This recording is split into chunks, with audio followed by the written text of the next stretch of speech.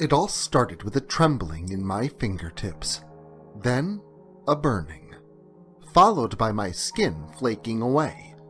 My flesh slipped off my knuckles as the flesh-toned hue of my skin chipped away to reveal decay beneath. It was as if my hand had suddenly fallen into the later stages of gangrene. My fingers were black, and they gave off a putrid odor as they were rotting away from my bones, but they weren't. I felt no pain, no numbness, nothing that you would expect to come with a rotting hand. No, instead, everything felt normal, and I retained all movement in every digit as if nothing was wrong. But I could clearly see that something was very, very wrong.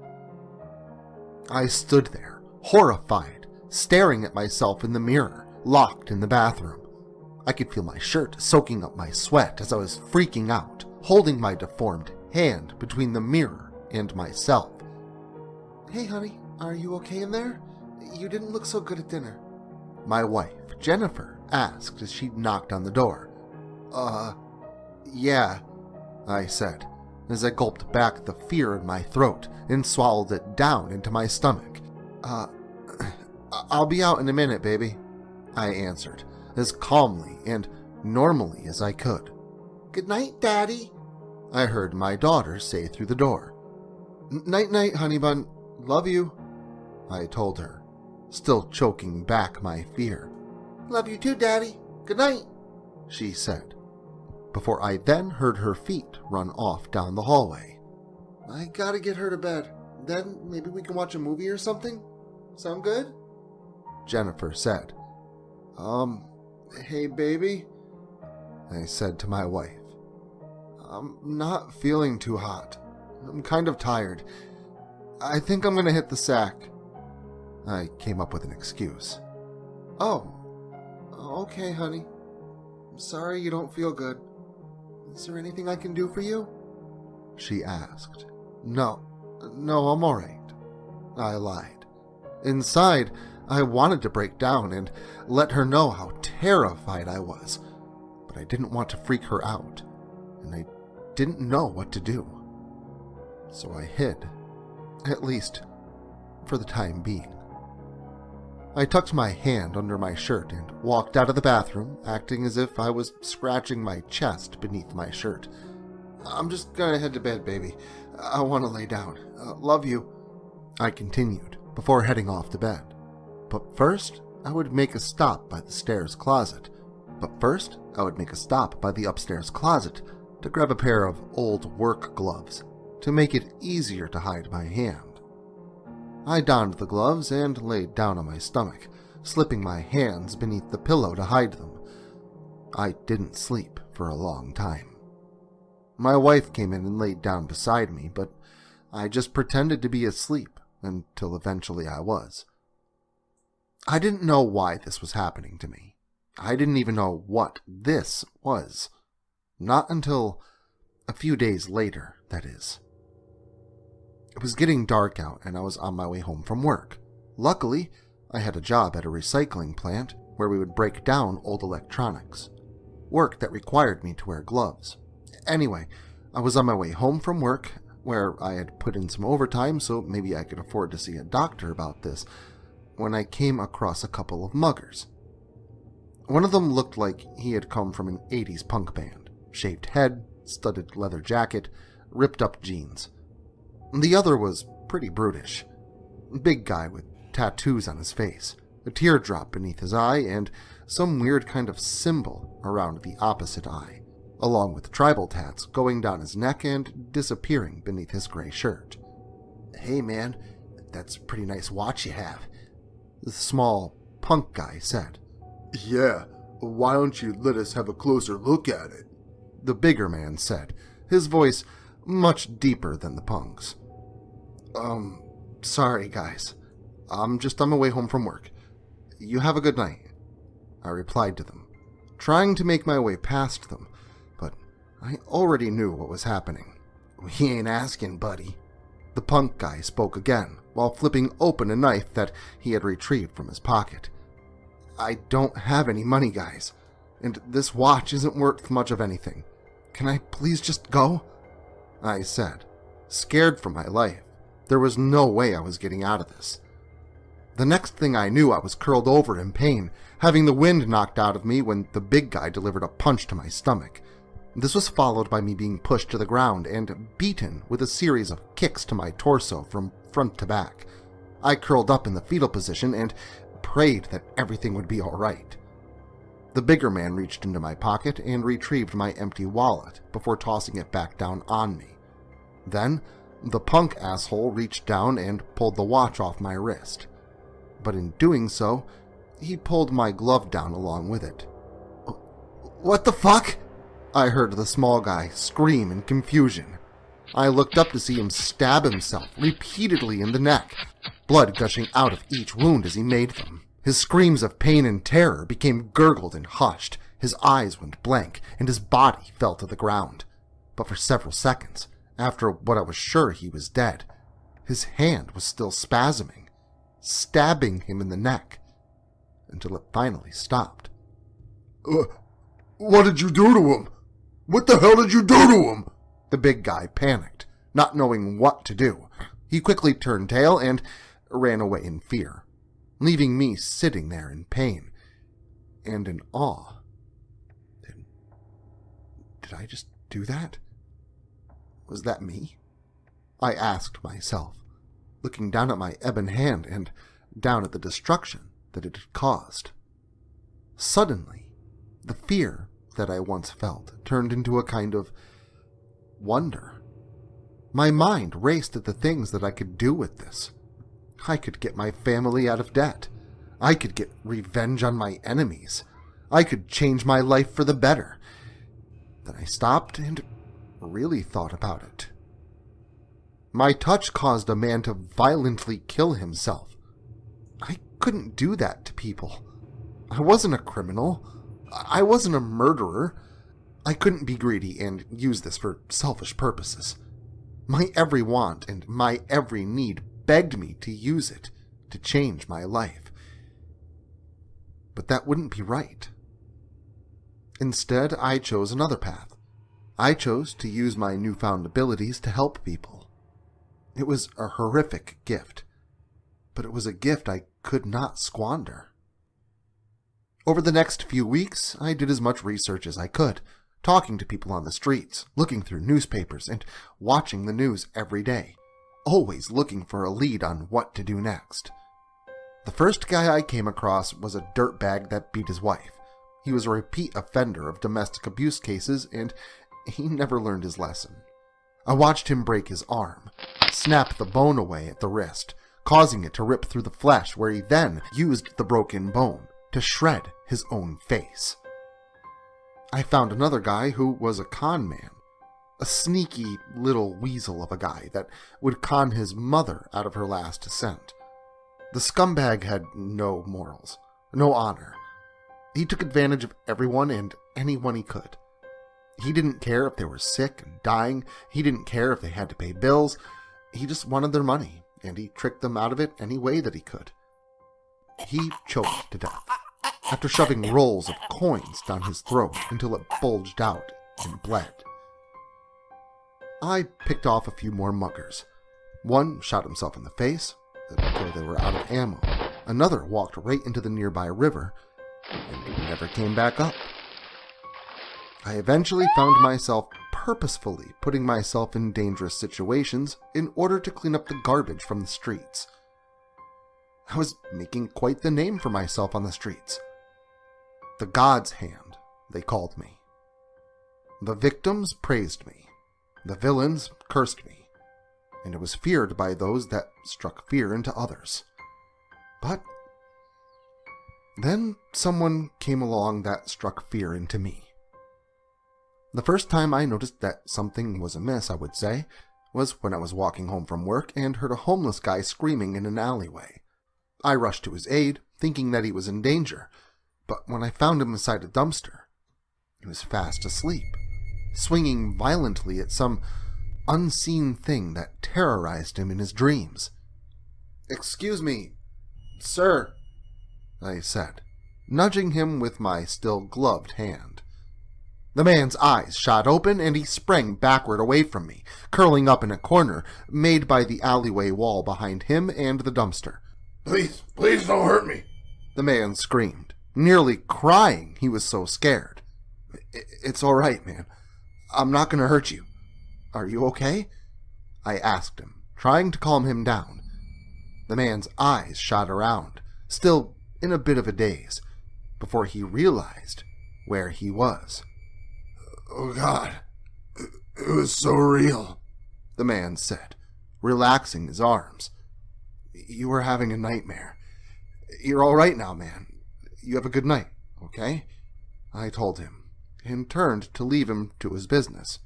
But he gripped my arm and pulled me backward toward him. "No!" he yelled at me. "Don't let her come back. Please, don't let her come back," he begged me.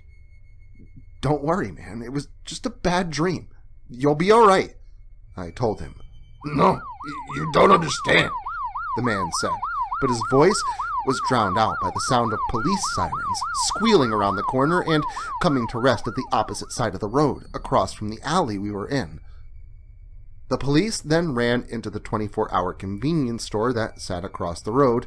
As they opened the door to enter, I once again could hear a faint screaming before it was muffled by the closing of the door. This time, it was the screams of a woman. I didn't want to get too close for fear of being mistaken for a suspect. I may be guilty of a lot of things, but this wasn't one of them. Quickly, I returned to the homeless man down the alley to question him on what happened, before the police made it back there to figure things out for themselves.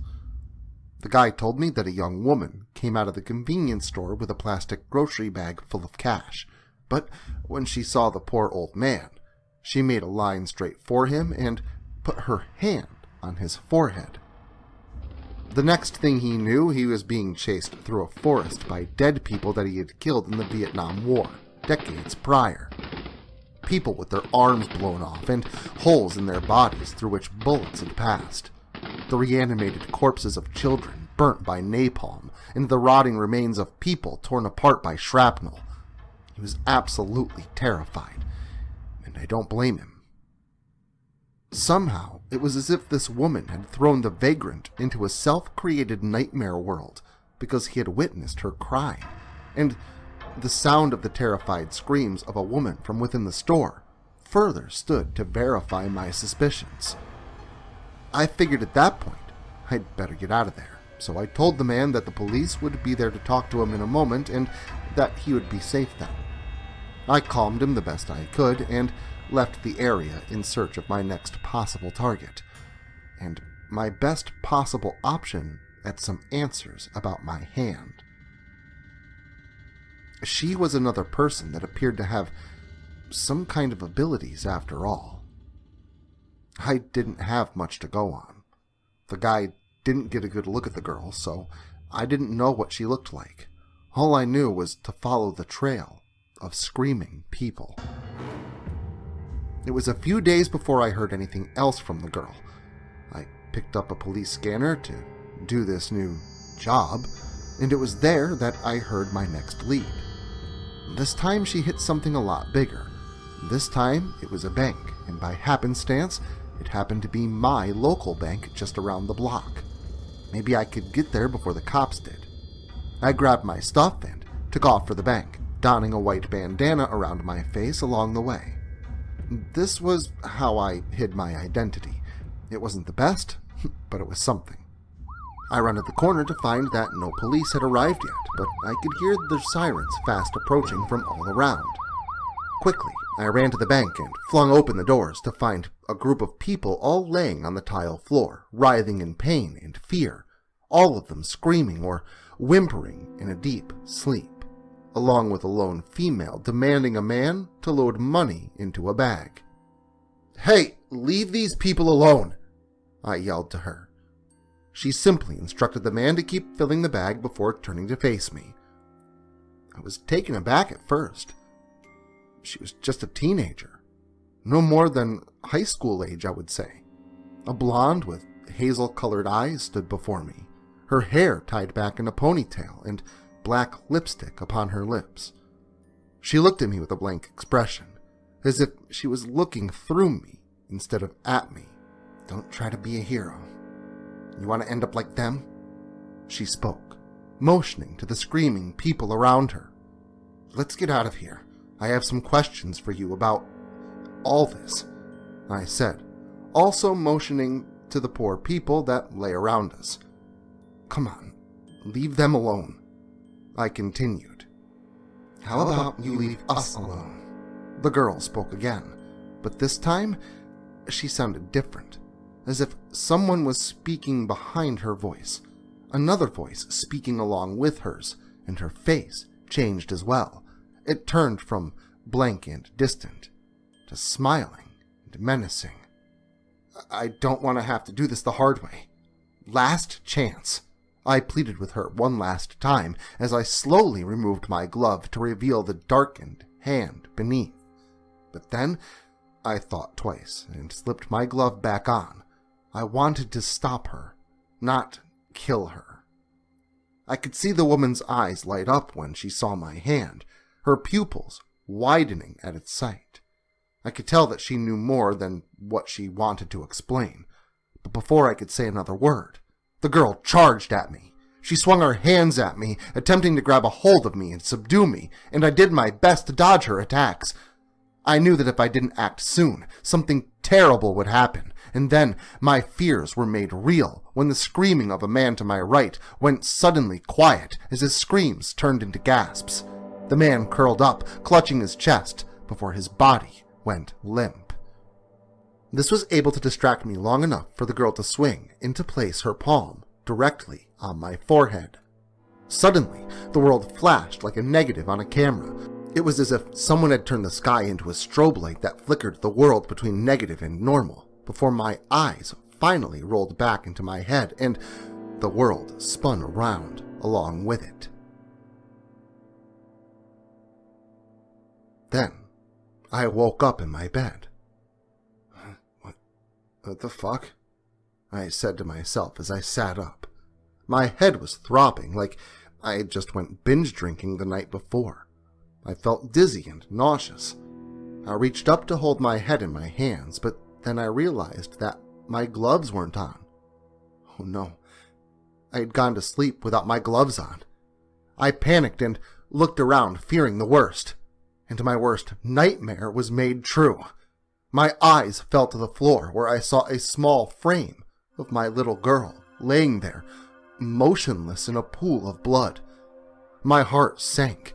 I attempted to climb to my feet to walk to her, but I simply fell out of bed instead, collapsing upon the floor beside her. The world turned to a haze as my vision blurred from tears. I gripped her lifeless body and struggled to breathe. I could feel pain in my whole body. The air hurt my throat. The floor beneath me hurt my torso and legs. The tears burned my eyes. My entire world broke down before me as I curled up into a ball, tightly holding my daughter. "Don't cry, Daddy," I heard my little girl's voice, causing my heart to skip a beat. I looked down, expecting everything to be all right, but it wasn't.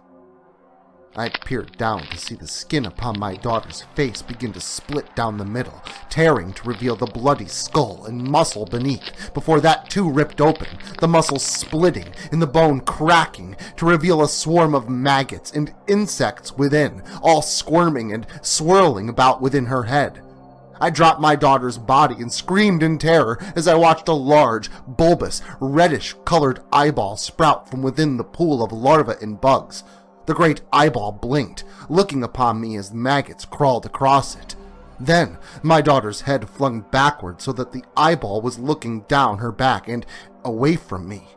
I watched as her throat split open, just as her face had done before, but now, inside her esophagus, was what appeared to be a mouth. Rows upon rows of teeth moved down my girl's throat, splitting open to form a gaping, bloody maw.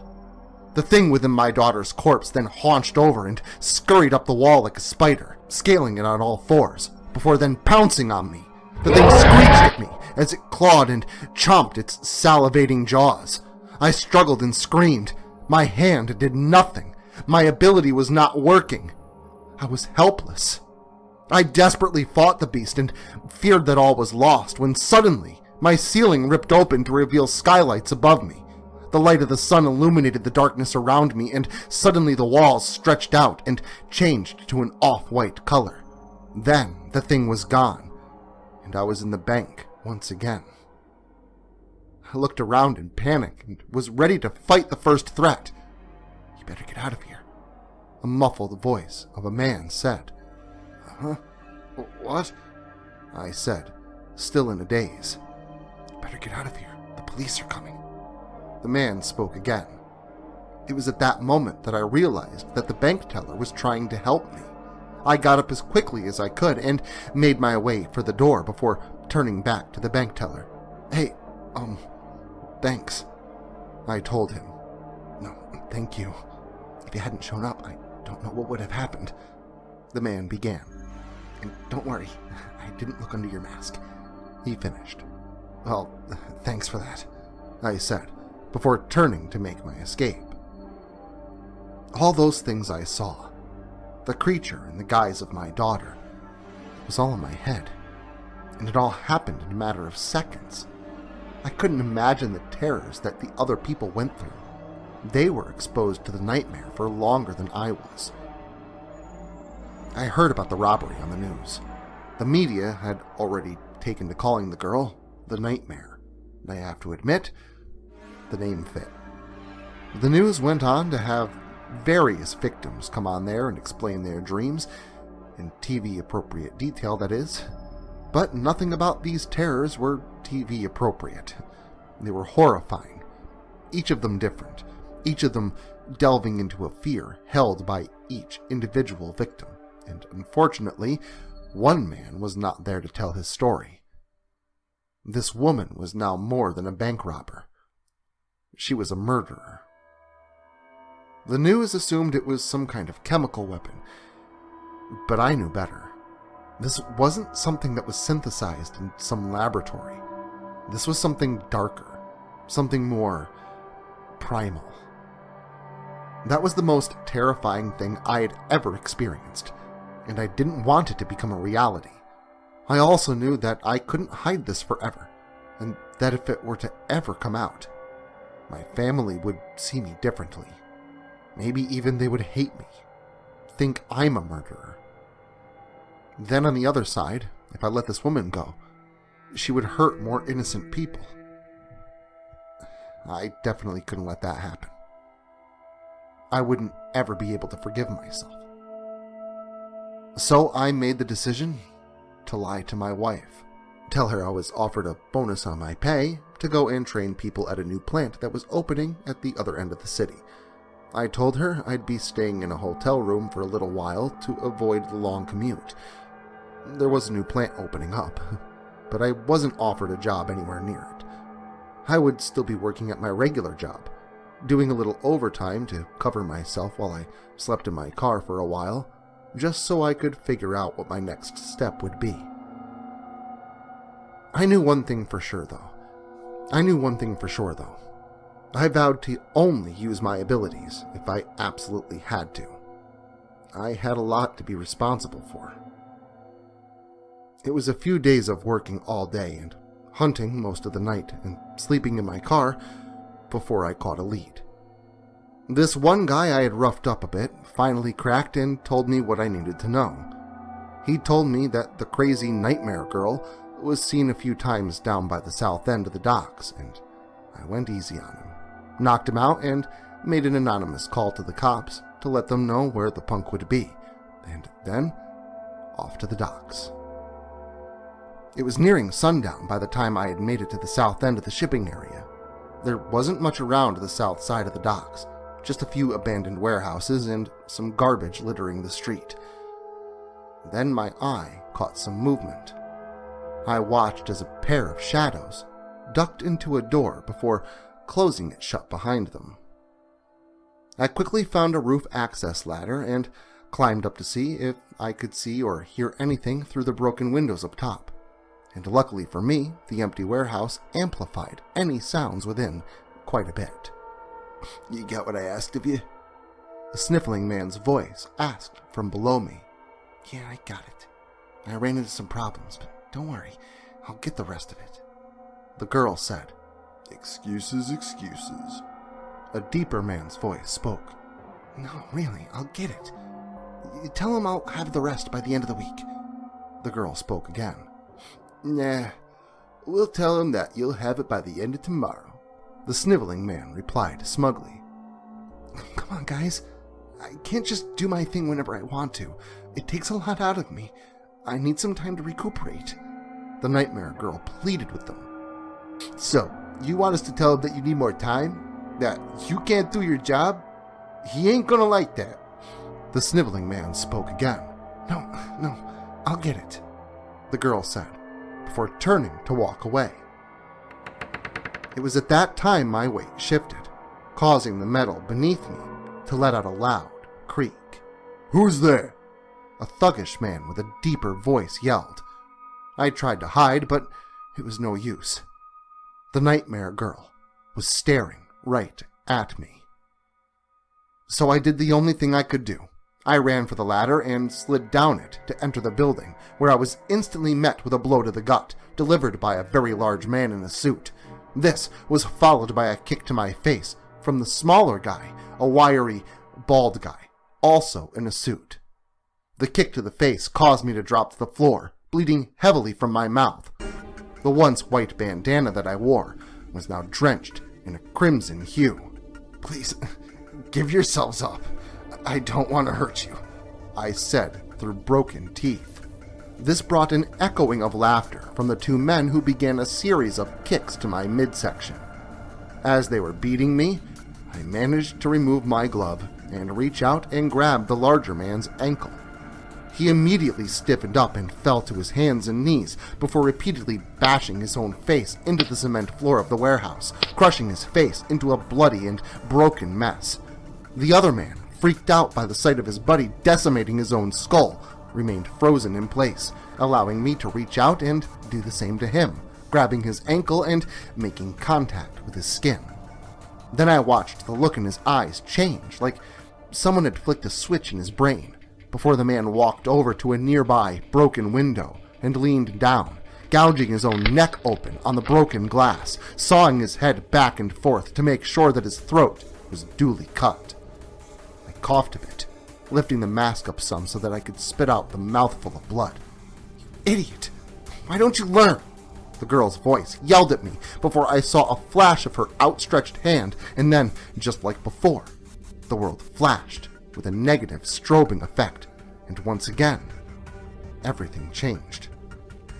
This time the world split open to show me a chapel behind the veil of reality. Stained glass windows depicting horrific scenes of children in various stages of decay and dismemberment. To either side of me were church pews made of human bones, spines, and skulls making up the arm railings, while downward curved ribs formed the seat. Femurs appeared to make up the legs of the structures.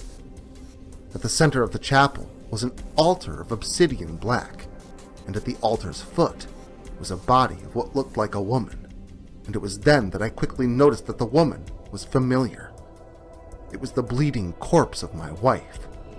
I ran to her and swept her up in my arms. Her body was cold and limp. She was not there. But just like before, something else had taken residence inside the shell of her corpse. I was almost relieved when I saw her open her beautiful eyes and look at me, but I was quickly horrified when those gorgeous eyes then forced their way out of her skull with a sickening, slick, popping sound, before both of them fell to the floor with rotting tendrils of bloody flesh trailing behind them to fall into a gory mass upon the floor. I watched as a large moth crawled its way out from between her lips before her head shot backwards, allowing several more to flutter out with it. The corners of her mouth split as maggots worked their way out from beneath her flesh. My wife's tongue then slithered from her mouth like a snake, where I saw a large, red, bloodshot eyeball blinking back at me on the tip of her slimy tongue. I was absolutely terrified, but I knew inside that this thing was not my wife. It was an abomination created by my worst fears. Quickly, before the thing could attack me, I reached up and grabbed it by its slithering tongue and yanked it backward, pulling the thing toward me. My powers were useless in this nightmare, so I had to come up with some other method of dispatching this foe. Without any other options coming to mind, I grasped the thing about its mimicking jaws with both hands and forcefully ripped outward, tearing the thing's jaw apart even further and ripping its bottom jaw completely off its rancid skull. The thing screeched in pain as it began to gush the blood that was so thick and dark it was almost black. Then everything changed once more. The creature poofed into a cloud of black mist, and the walls around me collapsed into the floor to reveal a sky of swirling reds, purples, and blues over a black void beyond.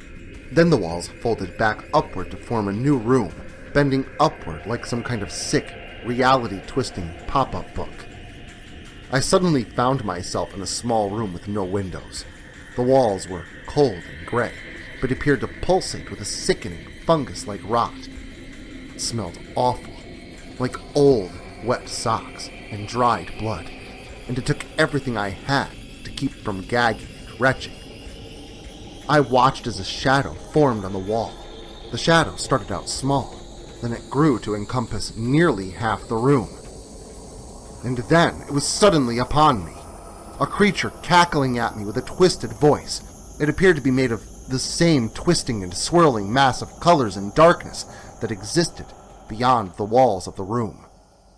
I fought the thing with all my might, and as I did so, I could literally feel the aura of everything begin to shift, as the thing realized I was not afraid.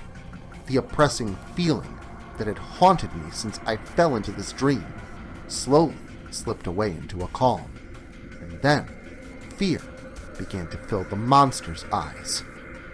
Without even thinking about it, I reached out and placed my left hand, my dark hand, upon the beast's throat, and I watched as its pupils, or what I assumed to be its pupils, shrank into a pinpoint before the thing stopped its advance and stepped backward. The world suddenly began to shake as the floor fell out around me, revealing an empty void beneath. The walls collapsed to show the swirling darkness beyond, and I watched as rays of brilliant light began to poke through the darkness, and then it began to rip through. With a thunderous roar, I was ripped out of the dream world and brought back into my body, where I held a panicking young girl in my arms. I then looked down to see that the girl was using her fingernails to rip out the flesh of her own wrists, and then her wrists were bleeding profusely as she had a look of fear in her eyes. I did what I could to stop the bleeding, but the girl was already starting to lose color, and I knew that there wasn't much that could be done now. I'm sorry, the girl spoke. Me too, I said quietly in return. I had to. He made me, she gasped. Who made you? I asked, wondering who could have the power to make someone like her do anything. But before she could answer, her body fell limp in my arms, and her breathing came to a stop. I didn't really have any more answers than when I started with, and I was left feeling like I'd failed. Not just because I didn't get answers, but because I didn't want things to go down that way. I didn't want things to go down like any of this. So after I contacted the authorities and told them where they could find the girl, I decided to quit with all the secrecy. I didn't want anyone I cared about to get hurt. Not because of anyone that I might go up against, and not because of me. I went home to tell my wife the truth, for better or for worse. I sat her down and began. Baby, I have something to tell you.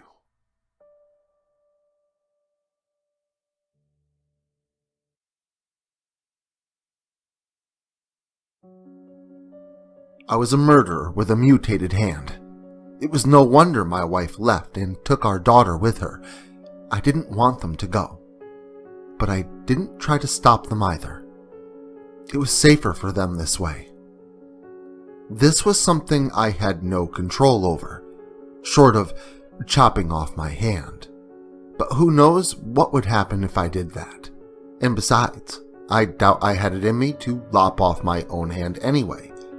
But believe me, I've thought about it. My family wasn't safe with me, and my love knew it. Not to mention the fact that she was a bit afraid of what I'd become, of what I've done. She couldn't be with me anymore, and I knew that. But she also promised me that she would never tell anyone. I don't know if it was out of love for me, or respect for what we had, or just because she didn't want our daughter to know that her daddy was a bad guy. I did my best not to think about my own problems, and instead, I sought out someone to take my frustrations out on. I was damning myself to hell, and I knew it. But I kept going, telling myself I was cleaning up the garbage of the world, and garbage is what I found. I was out at night, prowling like a hunter, when I caught eye of my prey, a man following a woman into an alley. My suspicions were made real when I heard a scream from the darkness between the buildings. I quickly removed my glove and pulled my bandana that I had hidden around my neck, tucked beneath my shirt. The blood from my previous battles had stained the pattern of a bloody cross upon the white backdrop of my bandana. I could hear echoing whimpers and pleas as I rounded the corner and ran full force at a man holding a knife in one hand while unzipping his fly with the other. As the woman laid curled up and panicking on the wet ground, I reached out and grabbed the man about his neck and pushed him away from her. Very much like the first man I had ever killed, this one began stabbing himself repeatedly.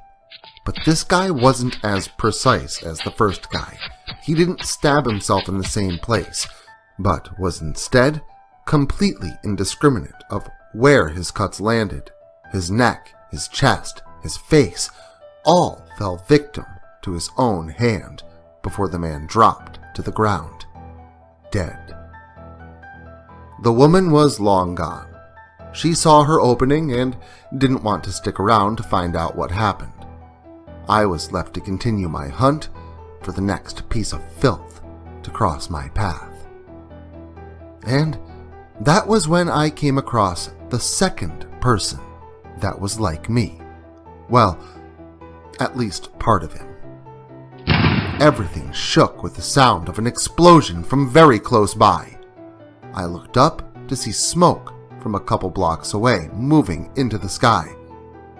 I ran as fast as I could toward danger. Maybe someone needed help, or maybe someone needed to be taken care of.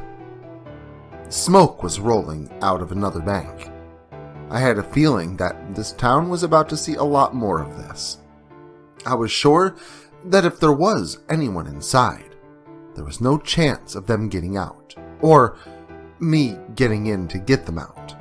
And it was at this time that I saw it. It was human-like. It had an upper torso that appeared like a man.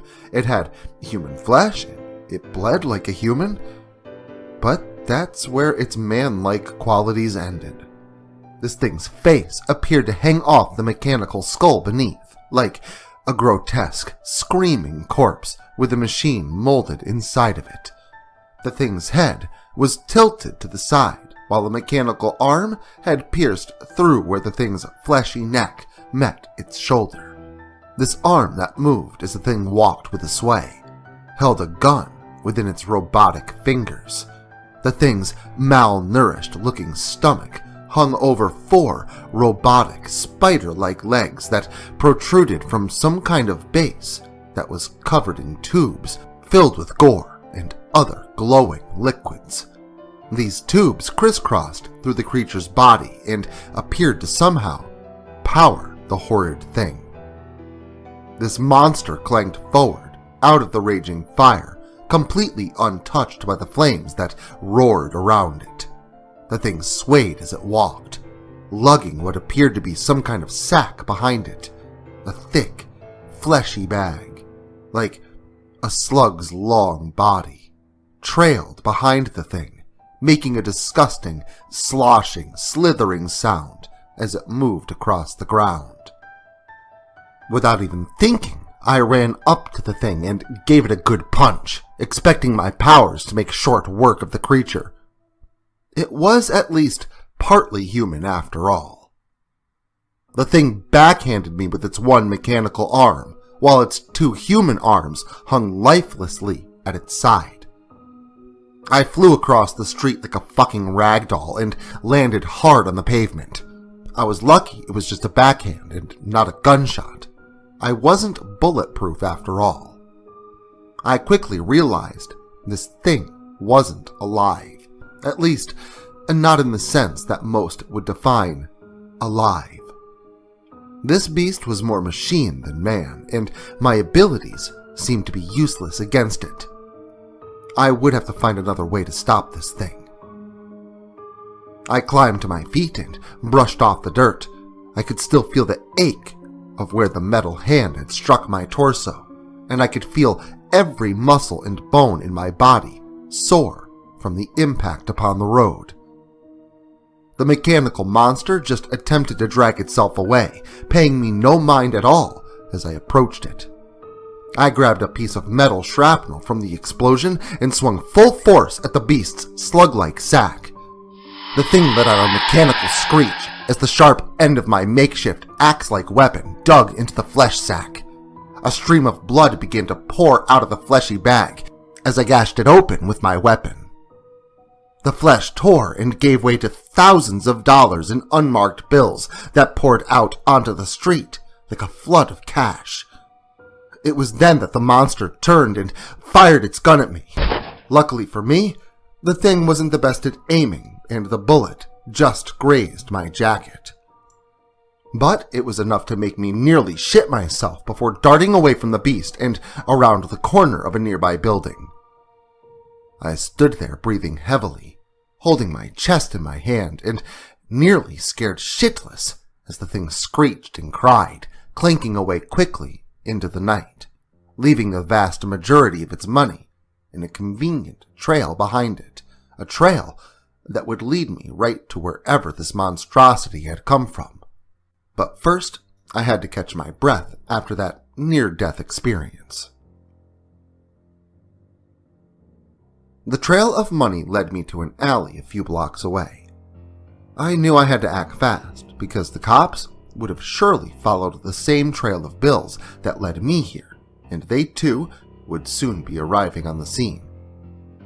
Quickly, but with caution, I approached the darkness of the alley.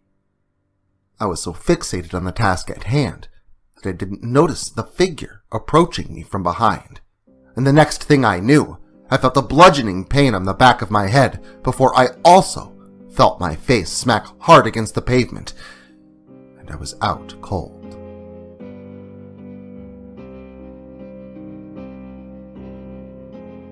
When I came to, I found myself restrained in some kind of mechanical contraption. 6 large, metallic, spider-like claws gripped tightly around my midsection and held me firmly in place. My back was against something warm. It was not the cold metal of my restraints, but instead what my restraints were a part of. Another biomechanical beast had me in its grasp. The sweaty flesh of the thing's back pressed against my own body, only a t-shirt between our flesh. The thing had a humanesque body beneath the gripping claws upon its back, a body that walked on all fours beneath me, its hind legs bent backward at the knee like a dog. Bits of metal parts peeked out between tears in the creature's flesh, from what little I could see, from upon the monster's back. "Ah, I see that you're awake." a calming man's voice from the darkness of the room, just out of view, spoke to me. "Who are you?" I yelled. "Where the hell am I? What the fuck is this thing?" I blurted out questions to my captor. "That's quite the hand you've got there." The man's gentle voice spoke again. "Yeah? You think so? Why don't you introduce yourself? Let me shake your hand," I said with attitude. My captor chuckled as he stepped forward out of the shadows of the room. He was just some old guy, bald on top with strands of grayed hair in a horseshoe shape around the back of the man's head that draped down past his shoulders. His skin was wrinkled a bit with age, but he still seemed pretty spry for an older man. A pair of purple-lensed glasses covered his dark eyes, and he wore a black jacket with snugly fitting khakis that were a bit short for his long, chicken-like legs, exposing the socks beneath that led down to old penny loafers, complete with a few pennies tucked inside them. "My name is Charles." The man gladly introduced himself. "I'm happy to make your acquaintance," he added, extending his hand to grab mine, still held tightly at my side by his biomechanical minion. Nothing happened. My ability didn't work on him. I struggled a bit to free myself, but it was no use. There was nothing I could do. Charles smiled again before leaning forward near to my face. His eyes peered over the round edge of his glasses, and it was then that I could see that he had no eyes, but instead there were dozens of gears forming what looked like eyes. Gears of different shapes and sizes, all working in unison, forming a copper-colored iris, all twisting and turning around dark holes in their centers, like pupils that peered back at me from the darkness within his skull. I then looked down to his hand, still gripping mine. I could see movement beneath his skin, like intricate bits and pieces of complex machine just under the surface of his flesh. It looked unnatural and caused my own skin to crawl as if tiny creatures were scurrying beneath. "Now that pleasantries are aside," Charles said, before his tone changed to speak once more, "I am a machine, sent to do a job. If you interfere once more, you will be disposed of." His tone was stern and threatening, and I was in no position to do anything about it. He then released my hand and extended it out to the side, where I watched his flesh crawl and bubble out, a portion of it growing in size before the bubbling flesh peeled away from his body and fell to the ground with a disgusting plop. I saw the mass of flesh grow larger, gears twisting and turning within it before it sprouted 6 small, spider-like legs that allowed it to scurry and flop about. These arms were then replaced with larger ones as the body self-replicated and grew into a new organism. A human-like creature with insectoid legs, forming into the shape of a praying mantis. His human arms curling inward with sharp blades on their sides, and his robotic, insect-like head beneath the human face flesh. The thing then scurried out the door to do its job. "Let me do my job," Charles spoke once more before he brought his palm toward my face, where it then bent unnaturally backward, causing the skin to tear with a small trail of blood to reveal a mechanical structure beneath. But as the skin gave way, a small arm sprung out and unfolded from his wrist to extend a tiny barrel that shot out a sickening smelling gas. And if the gas hadn't done its job of instantly knocking me out, I probably would have vomited from the smell.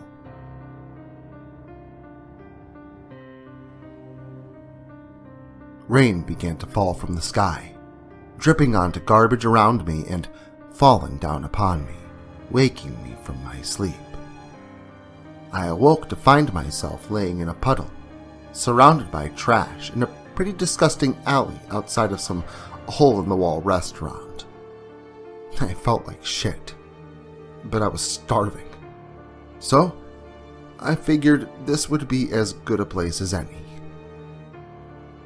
The place had a decent breakfast for being sketchy on the OSHA regulations, but after getting into fights with a woman that could send you into literal heart-stopping nightmares, and a robot guy with mutant, cyborg minions, I wasn't too scared of this place.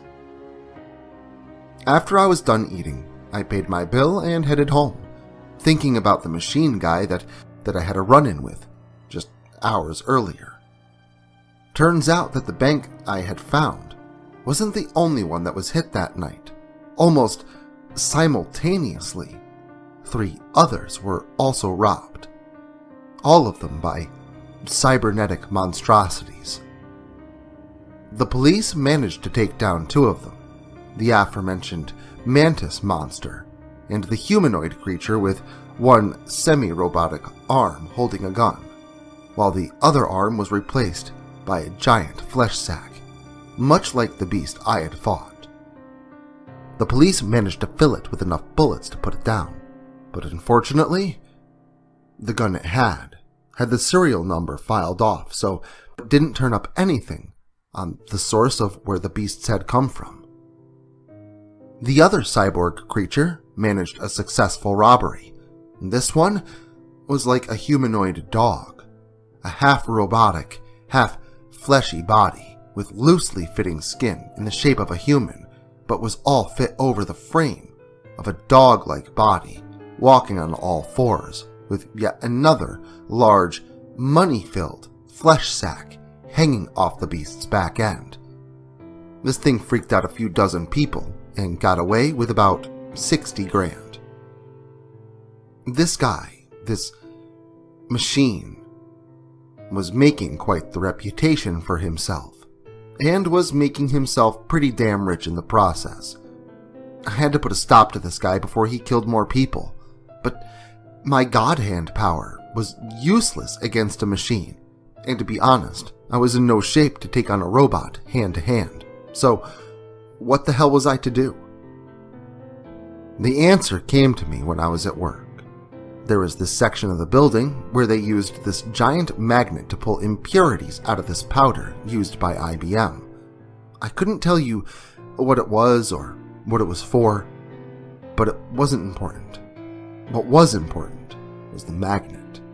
I remember my coworkers telling me that they had to keep their cell phones in the office while operating it to keep it from frying them.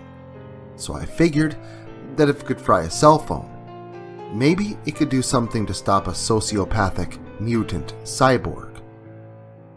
The problem was, how was I going to lure this guy into my building?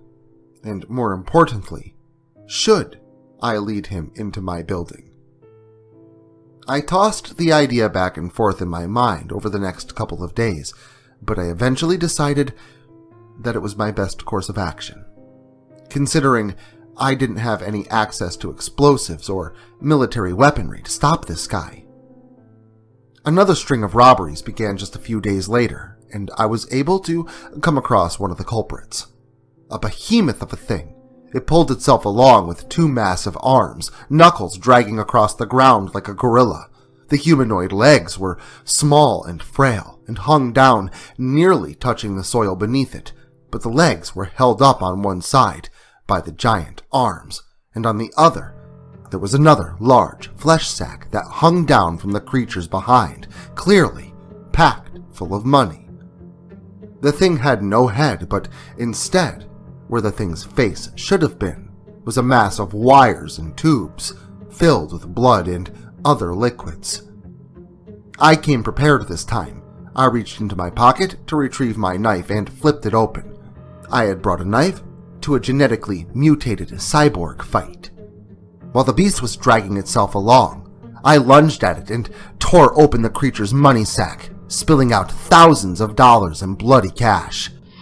The thing let out a mechanical screech, followed by a streaming, hissing sound, before it galloped off on its giant-like arms. But this time, instead of following the thing, I stayed behind and watched the giant sack of flesh begin to dissolve into a puddle of gore and disgust, covering the pile of money, tainting the bills with the putrid smell that wafted from the vile mess. I was far enough from the bank that was robbed, and I was alone in the alley. There was no way the cops were going to come by here unless I tipped them off that the money was here. No, I was waiting for the machine man to come to me. He would surely come after me to try and remove the wrench that I had thrown into his gears. Then I heard the sound of footsteps approaching. I stood there, waiting, not knowing what was to come, but fully expecting anything to come my way. I have a job I have to do. Why do you have to make it so difficult for me to do my job? A familiar voice asked me from the shadowy figure before me. Your mechanical monsters are killing people. You aren't just stealing from them, you're murdering them too. If that's part of your job, then yeah, I'm gonna stop you from doing your job, I said firmly. I then watched as the black hole-like pupils behind the old shades turned to a glowing orangish color, as if a fire had welled up from within him and was raging in his robotic skull behind his eyes. Then, he gave chase. The man began sprinting toward me quite quickly for an old guy, and I put my plan into action. Hopefully, I would be able to make it to my place of work before Charles caught up to me.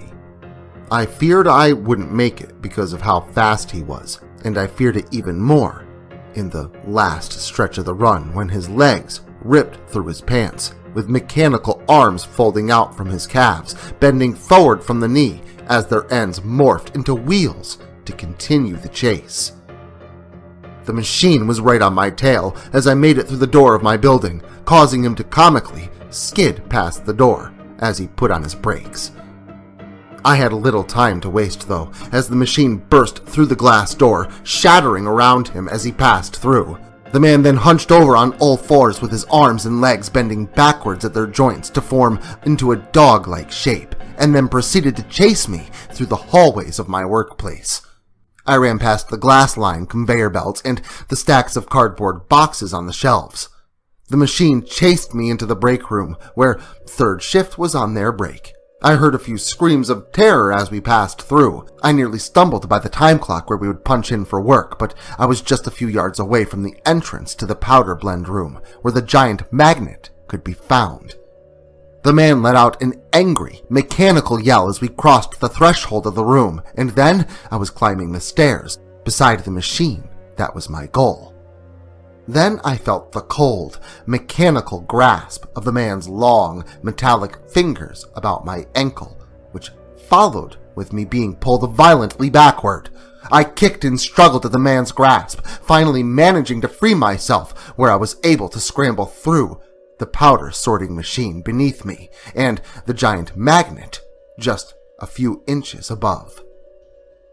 Just as I planned, Charles followed me through, crawling through the tight-fitting space after me, and as I fell out the other side of the machine, I threw on the switch on my way down, turning on the machine and activating the massive magnet above the machine man. The man's long, metal fingers poked through his bleeding flesh and began to curl into the metal of the machine beneath it with incredible force, causing a wretched screeching sound as they dug in. At first, I feared that nothing was happening. Then, suddenly, the man's back began to jerk unnaturally as he struggled against the pull of the magnet before he was completely pulled roughly upward into its forceful grasp. I watched Charles as he struggled against the pull of the magnet's force, causing his body to twitch and spasm irregularly. "Please stop," the robotic voice stuttered out, unable to speak properly any longer. "I need to pay him," the voice spasmed out from his lips.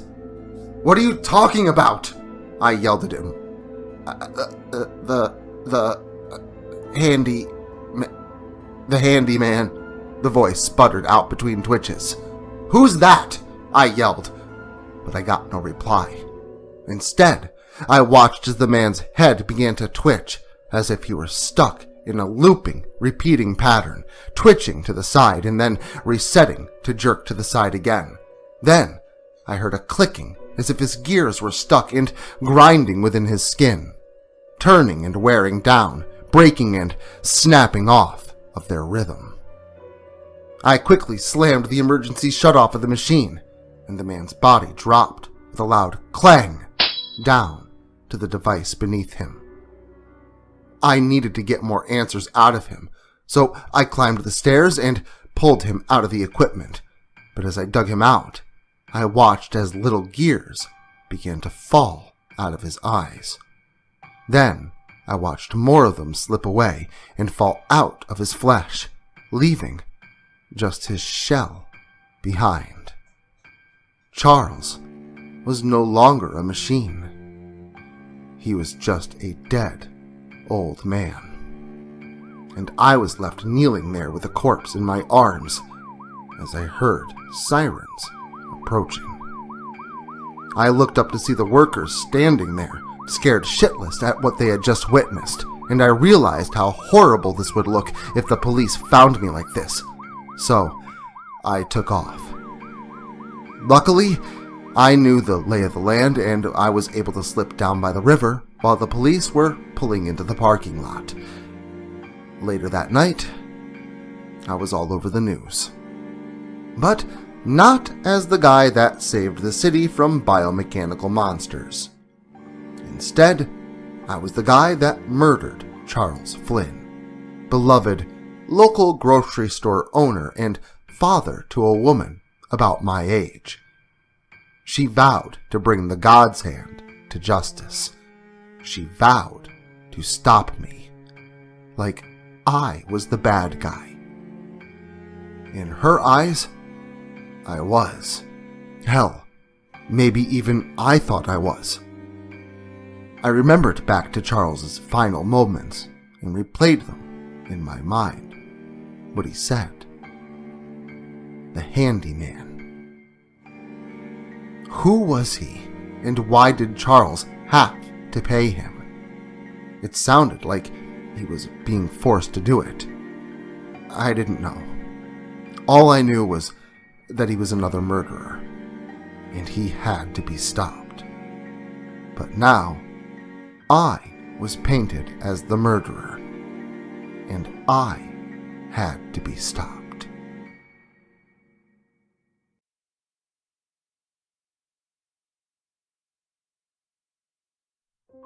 The God's Hand was a criminal on the run, a murderer that had coldly taken the life of a kind and generous man.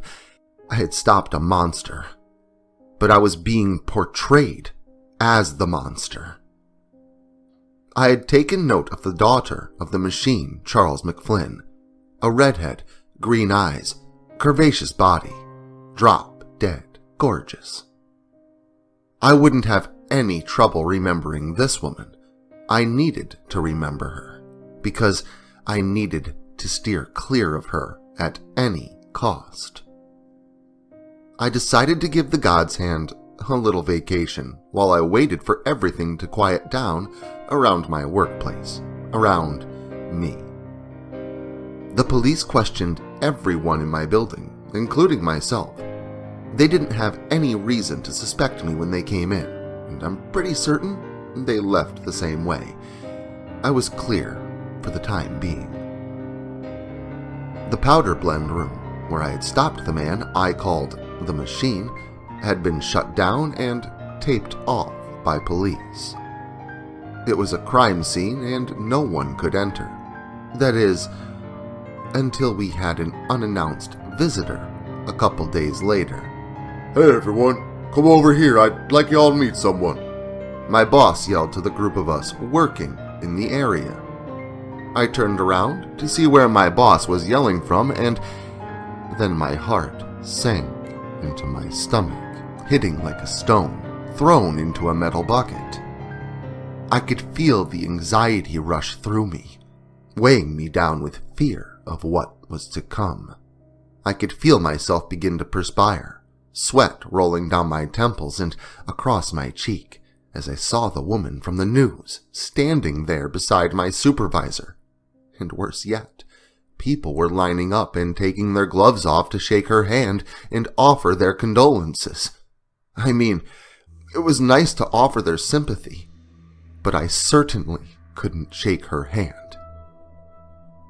I sucked it up and made my way over to the group of people gathered around the woman whom had lost her father in the building. None of these guys were there. None of these guys saw what happened and what kind of monster her father was. And those that did weren't even sure what they had seen. Because to be honest, what they had seen was pretty fucked up. They were either too afraid of what they had witnessed, or they were too afraid of people's reactions if they told the truth of the kind of man on the news actually being a murderous robot. She was moving down the line, and as she approached me, I removed the glove of my good hand and waited for my turn to shake her hand and offer my apologies. She got to me and grasped my hand. "I'm sorry for your loss, ma'am," I said, looking her in the eye. I didn't have to fake it. I did feel bad for her. She probably didn't know that her dad was a psychotic cyborg. "It's a shame," she said sadly. "Thank you for your kind words," she said, before glancing down to my still gloved hand. But she gave me a smile and continued on. I feared that maybe she knew I was the one that killed her father. Maybe she would put two and two together and find the white, blood-stained bandana I had hidden beneath my work clothes. I was relieved when she paid me no mind and continued to talk to my coworkers. I hadn't caught her name when I had seen her on the news, but now I knew it. Catherine McFlynn. A cute name that I wouldn't forget. I finished up my workday and made my way home. And it was on my walk home that I was forced to put my mask back on. I wanted to lie low, to temporarily retire the God's hand, but I still kept the mask with me, just in case I needed it, and this was exactly one of those times. It was getting dark out, and the street was pretty empty, aside from this one guy walking across the road. I saw him and nodded to him. He smiled and nodded back, and we continued on our way. But then I heard footsteps on the road, and I looked back to see him crossing over to my side and changing direction. Shit. I softly sighed to myself before I hear the familiar metallic sound of a knife being flipped open. "Come on, man. You don't want to do this," I said calmly as I turned around to face him, but before I could get in another word, he slashed the knife directly at my face. I managed to back away from him quickly enough to avoid the knife, but it was out of nowhere and caught me off guard. "What the hell, man?" I said in confusion, but he just tried to take another slice at me, which I was also able to dodge away from. The man didn't say anything. He just tried to attack me, and what was really weird about it was the look he had in his eyes.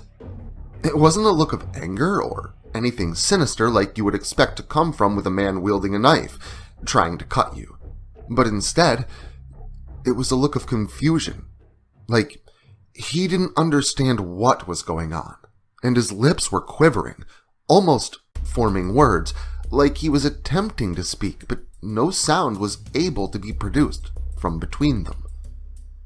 I attempted to watch his eyes while still remaining very aware of the knife in his hand, while he slashed at me, his eyebrows in dismay, his eyes almost pleading with every attack in my direction. I did everything I could to avoid his attacks, but I couldn't keep going like this. I had to do something. So I punched him square in the nose, knocking him to the ground where he dropped the knife and held his face in pain. I'm sorry. I didn't mean to do that. I didn't want to do that. I lost control of myself. I'm sorry. Please, I'm sorry," the man said in fear and desperation. He then looked up at me, now regaining control of himself. "What the hell was up with that?" I asked him. I don't know. I'm sorry. I didn't want to do that," the man repeated. The man's nose was gushing blood, and he was trying to keep all of it in his face. He held his nose in his hands, and I watched the blood slip between each of his fingers, when suddenly I heard a loud snap, and I watched his hand get bent backwards as if some invisible force was twisting it out of place. The man screamed in pain as his other hand rushed to hold his new wound. I'm sorry, please stop," the man screamed in pain. "I'm not doing this. I'm sorry, I don't know what to do," I said in a panic. His hand bent further backward, and where I expected the blood to flow off of his hand and drip down to the floor, instead, it formed a liquid bridge between his face and his hand. The blood between his fingers, like fingers of their own, contorting the man's hand out of place. It wasn't some invisible creature doing this to the man. It was his own blood. The blood coiled and swirled like tentacles, creeping out of the man's nose before one of them solidified into a spike and shot out at me, nearly hitting me before being retracted back to his face. The man screamed in fear, and I felt like joining him in the chorus of terror. He looked like a panicked fish with a bloody squid attacking its face. The blood continued to attack me, springing out with great force and sharp, cone-like tendrils. I was left with no choice in the matter, and I reacted the only way I knew how: by force. I ripped my glove off my hand as fast as I could and placed my blackened fingers upon the man's cheek. The blood coiled around itself and started to fall apart before reforming again, spiraling upward before cascading down like a crimson waterfall, struggling to reform itself again, as if the blood was fighting with itself, like the blood was trying to fight off the disease it had now been infested with, a twisted version of an immune system at work. The man began to punch himself, repeatedly beating his own face in.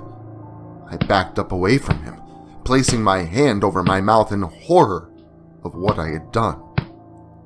I watched the innocent man beat himself to death before my eyes, his blood slowly losing more and more form, returning to its original sanguine fluid once again. I had murdered him. I had murdered an innocent man. I didn't know what else to do, so I just left him there. I left him there and I went home, spending the rest of the night half wondering what the hell had just happened, and half feeling sick and disgusted with myself over what I had just done, before I eventually managed to get to sleep.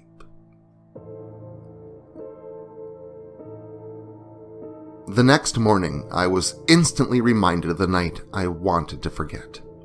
I flicked on my TV and was immediately met with a news story of a local man that had been beaten to death nearby, and the police believed that the God's hand was responsible for the slaying.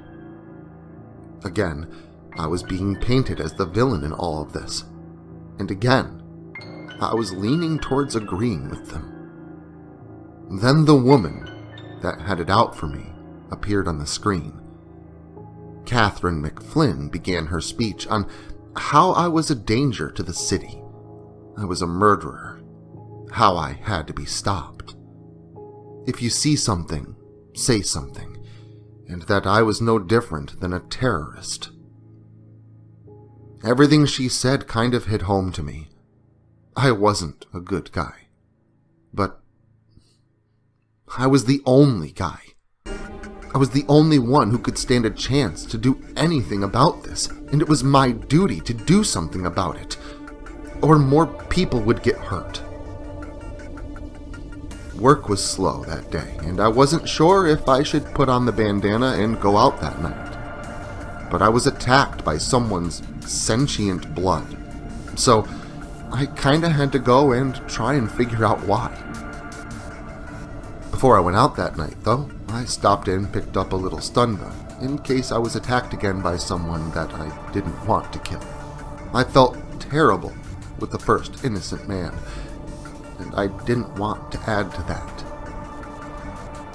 When the night rolled around, I hit the streets once again, but surprisingly, I didn't find much happening at all. It was a pretty calm night, and I spent most of it just walking around aimlessly. It was so quiet that I was getting bored and was about to go home when two men appeared from the shadows and stepped in front of me. "Excuse me," I said politely, trying to pass by them, but one of them put his hand on my chest and pushed me back without saying a word. "Come on, guys. I was just heading home. We should all just head our separate ways," I added. But there was no reply, only silence. They were both wearing hoodies, so it was hard to get a good look at their face. But from what I could see from the one on the right, was that his eye was rapidly darting all over the place, as if he was looking for some kind of way out. He didn't look intimidating. He looked scared. My thought was interrupted by a large fist of the man on the left making contact with my face. I was knocked silly and nearly fell over as the world began spinning, but thankfully I was able to catch my balance and follow the attack with a counter. My fist swung upward with the momentum of my regained balance and connected with the chin of the man that had hit me, bringing him completely off of his feet and with the sound of his bottom jaw cracking against the top, followed by the man landing flat on his back with the sound of air being knocked out of his lungs for a moment. That's when the other man started to throw punches at me, getting quite a few quick shots in before I was able to retrieve my newly acquired self-defense tool and deliver a shock to his midsection, causing him to tense up for a moment before dropping. "Ugh!" the man yelled. What the fuck, man? What just happened?" he shouted in fear and pain. It was at this time that the other man got off of his back. His mouth hung open and was filled with blood. I guessed that he probably had a broken jaw and some broken teeth. Then I remembered what happened with the blood of the last random stranger that had attacked me, and my fears became real shortly thereafter. The man coughed a bit before his mouth began to open widely, his eyes darting around in fear of what was happening to him. His mouth began to split at its corners, ripping along the flesh of his cheeks before the upper half of his head was pushed violently backwards, breaking the skull from the spine and severing control of the man's body. But he remained standing, his eyes rolling completely back into his head as the blood that pooled in his mouth and throat cavity bubbled and took on a solid shape. The sanguine fluid curved outward with two long, thick tendrils that shot down and made connection with the ground on either side of the man. At that time, the second man that had attacked me screamed in terror and took off into the night, probably shitting his pants. And it was this distraction that allowed a third tendril that came from the center of the beast's new face to punch me in the center of mine, splitting my lip and re-wetting the cross of blood across my bandana. I was hit hard and knocked off my feet. The thing had used the extra leverage of its arms on the ground to deliver a powerful punch, a liquid turning into a forceful solid. The bloody thing then followed this up by attaching a third tendril to my face, covering my nose and my mouth, blood covering my eyes, trying to blind me and suffocate me at the same time. I struggled and feared that this was it. I was going to be killed off by suffocating in someone else's blood. I did all I could think of doing. I pulled my glove off and grabbed a hold of the wet, semi-solid that was trying to take my life, hoping that my ability would work on this as well. And luckily for me, it did. Though the thing was inside a dead body, the blood was still living. The blood retracted in the same way to the man that I was forced to kill. It kind of melted away and desperately attempted to reform itself into something usable, but the blood ultimately just destroyed itself as it broke down on a cellular level, before the host's body fell limp onto the ground, completely dead. I sighed and picked myself up off the ground as I watched the last remnants of life in the man's blood bubble and spill out onto the pavement. Surely this guy would be another murder that they would pin on the God's hand. And that's exactly what happened. The next day, a sketch of me with my bandana was all over TVs everywhere. The guy I had zapped ended up giving a description to the police sketch artist, and Miss McFlynn was in the spotlight, rallying against me, calling for my metaphorical head on a spike. I was being framed for these murders. I was sure of it. Someone was controlling these people through their blood and using them as pawns in their sick little scheme to end me. I could barely focus at work.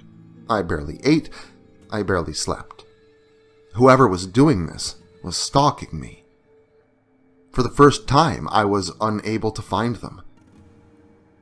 But they easily found me. They knew who I was. They probably knew where I lived, and they could strike at any moment. I wasn't safe anywhere, and I was becoming more and more paranoid with each passing day, waiting for the next random damn soul to attack me with no intention. Then, finally, another attack came. I came across the old vagrant that I had met weeks beforehand, after pulling him out of a screaming fit of terror. I had saved him from the worst dream of his life, after he had been thrown into it by that nightmare girl. I found him coming out of an alley, and I went there to greet him because I had become closer with him over the past few weeks, speaking to him here and there on my travels. The guy's name was Walter. Nice guy that got dealt a rough hand. "Hey, Walter, how's it going?" I said through my bandana. I got no response. "Hey, man, what's up?" I asked him. Still, no response. It was at that time that I recognized the look in his eyes. Confusion, fear, sorrow. Then there was Walter's fist coming right at me. Thankfully, this time I was ready. I pulled the stun gun out from my pocket and delivered a good shock to Walter's torso. "Ugh!" he yelled out in pain before toppling over to the ground. I quickly rushed to his side and rolled him over onto his back. "Walter, hey, Walter, are you alright?" I asked him. No response. I shook him and called his name once again, but still no reply. I checked for a pulse, and I suddenly fell backward for a moment in shock. His heart wasn't beating. I swiftly began attempting what little I knew of CPR on him, pumping my palms down onto his chest in an attempt to restart his heart, tilting his head back and plugging his nose so that I could breathe air into his lungs, hoping that I'd be able to jumpstart his own life system. I struggled for quite some time before I realized that it was no use. He was dead. My friend was gone.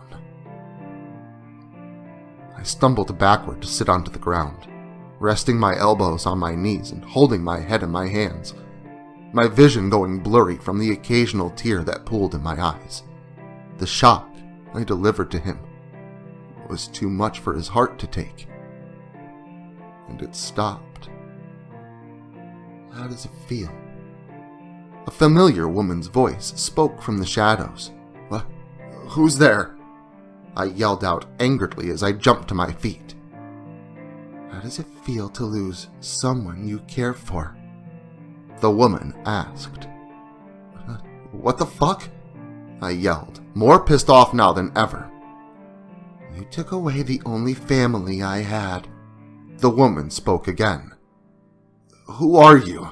Why don't you come out? I yelled again, looking around into the darkness around me.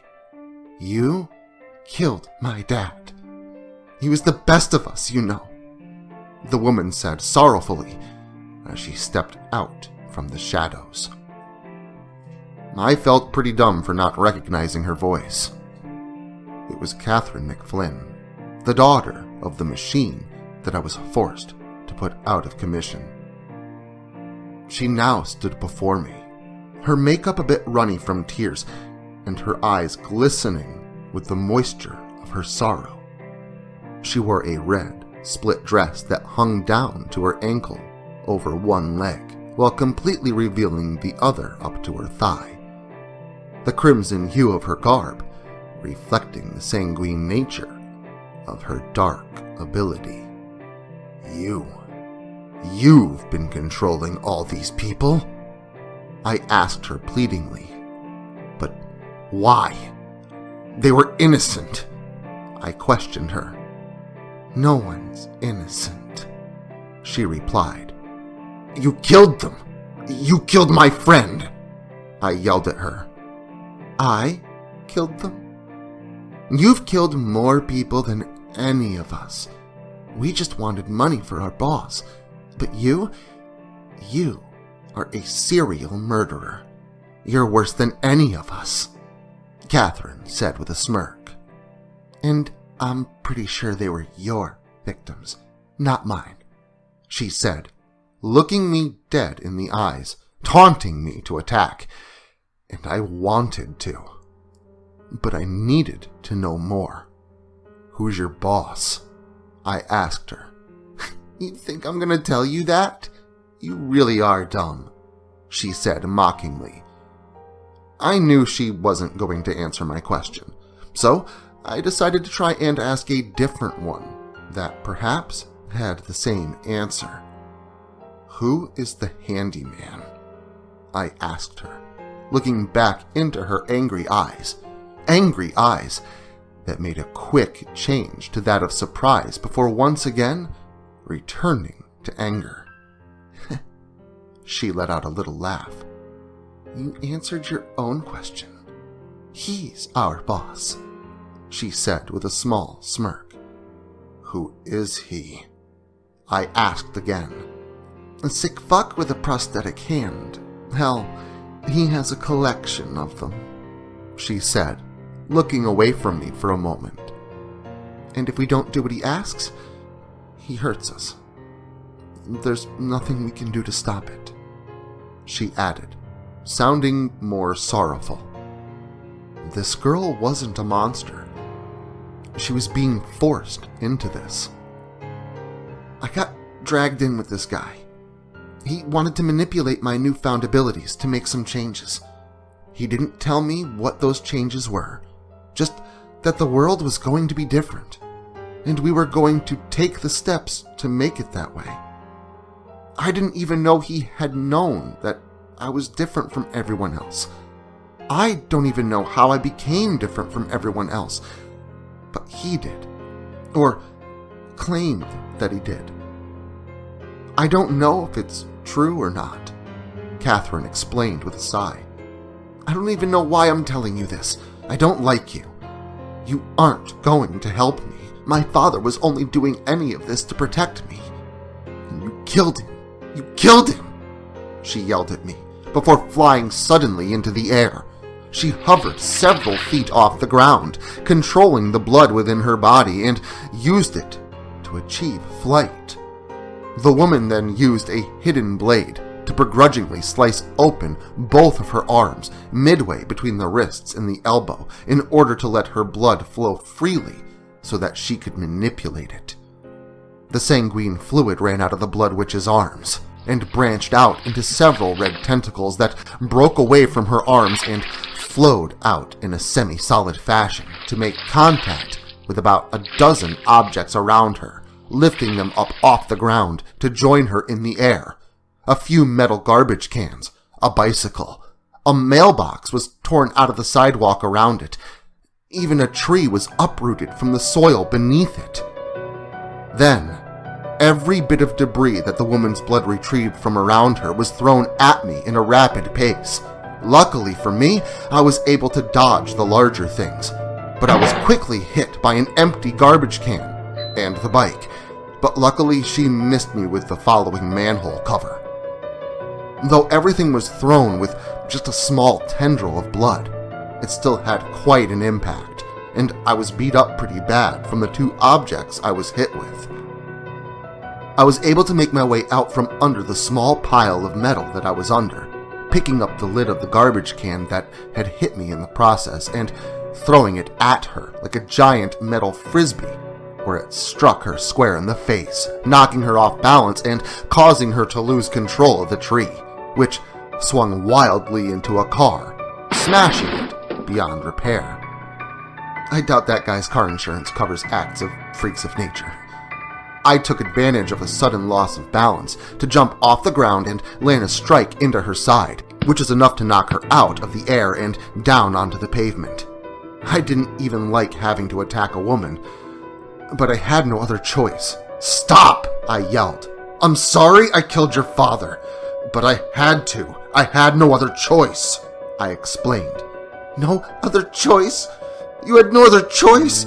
You could have just let my dad do his job. You're a monster!" she yelled at me once more, blood running down her face. Blood that began to bubble as if it were boiling, peeling her face away with it, allowing for more blood to gush from her face. Her once pretty eyes popped from their sockets, moving upon appendages of blood and gore.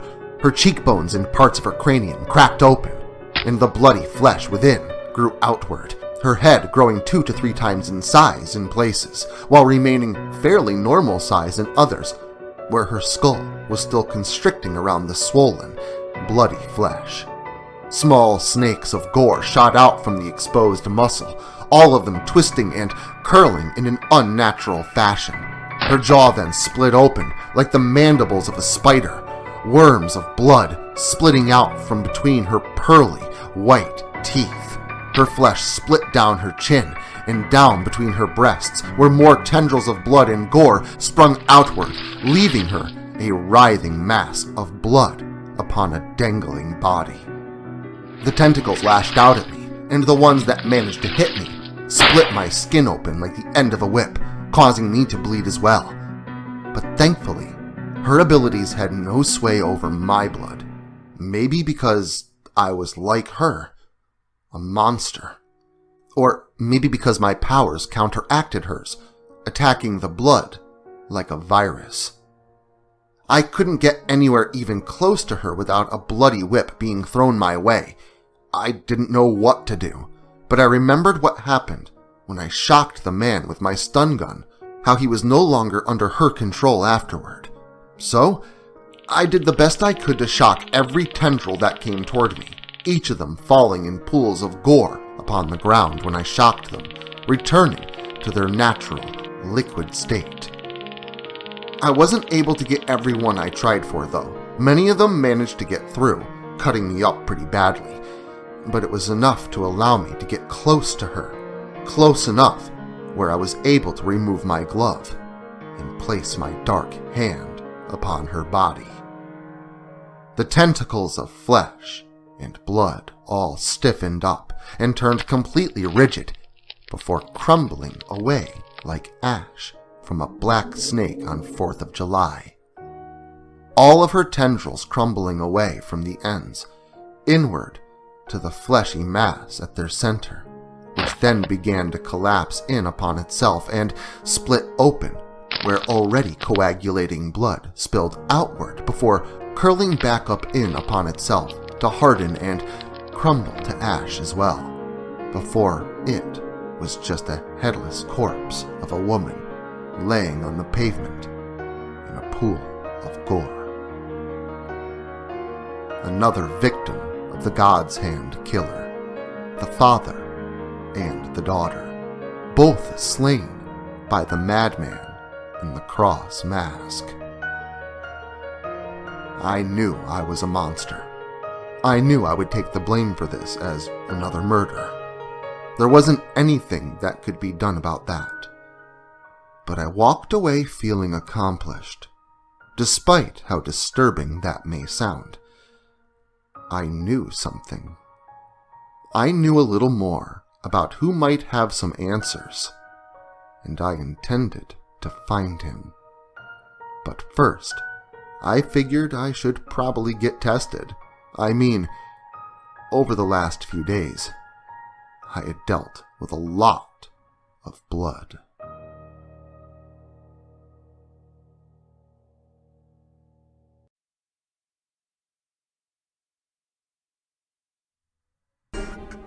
I was still marked as a murderer, but at least I didn't have any diseases from all the blood that came my way. I would have to check back in again from time to time because of my line of work. It's better to be safe than sorry. Another good thing was, now I knew a little bit more about the guy behind all the crime. And maybe, if I found him, maybe he could tell me more about why this happened to me. Maybe he knew something about all this. He figured if he was driving all these people to do all these terrible things, he had to know something. Whoever this handyman was, I figured that he had to be pretty powerful. If he could force people with these dark abilities to do whatever he wanted of them, he had to be something beyond anyone I had went against so far. But first, I had other things to deal with. I needed to clear my name with my family, but I also knew that my wife didn't want to see me, or for me to be around our daughter. It wasn't safe. But I had to let them know that I was okay, and that I wasn't to blame for the recent murders. So, I went to where they were staying, at her parents' house, and I left them a note in the mailbox. I wrote it in such a way that my wife would know what I was talking about, but anyone else that may have read it would just see a letter from a loving husband. A kind of code that I knew she would understand, and I left it at that. I kept my distance, but kept myself as involved as I could be. I was on my way home from delivering this message when I met someone. Someone that wasn't too fond of me. "You fucking killed her!" a man's voice said from the shadows off to my right. "What? Who's there?" I yelled into the darkness, but I got no reply. Instead, I heard a crunching sound, followed by the now familiar sound of tearing flesh.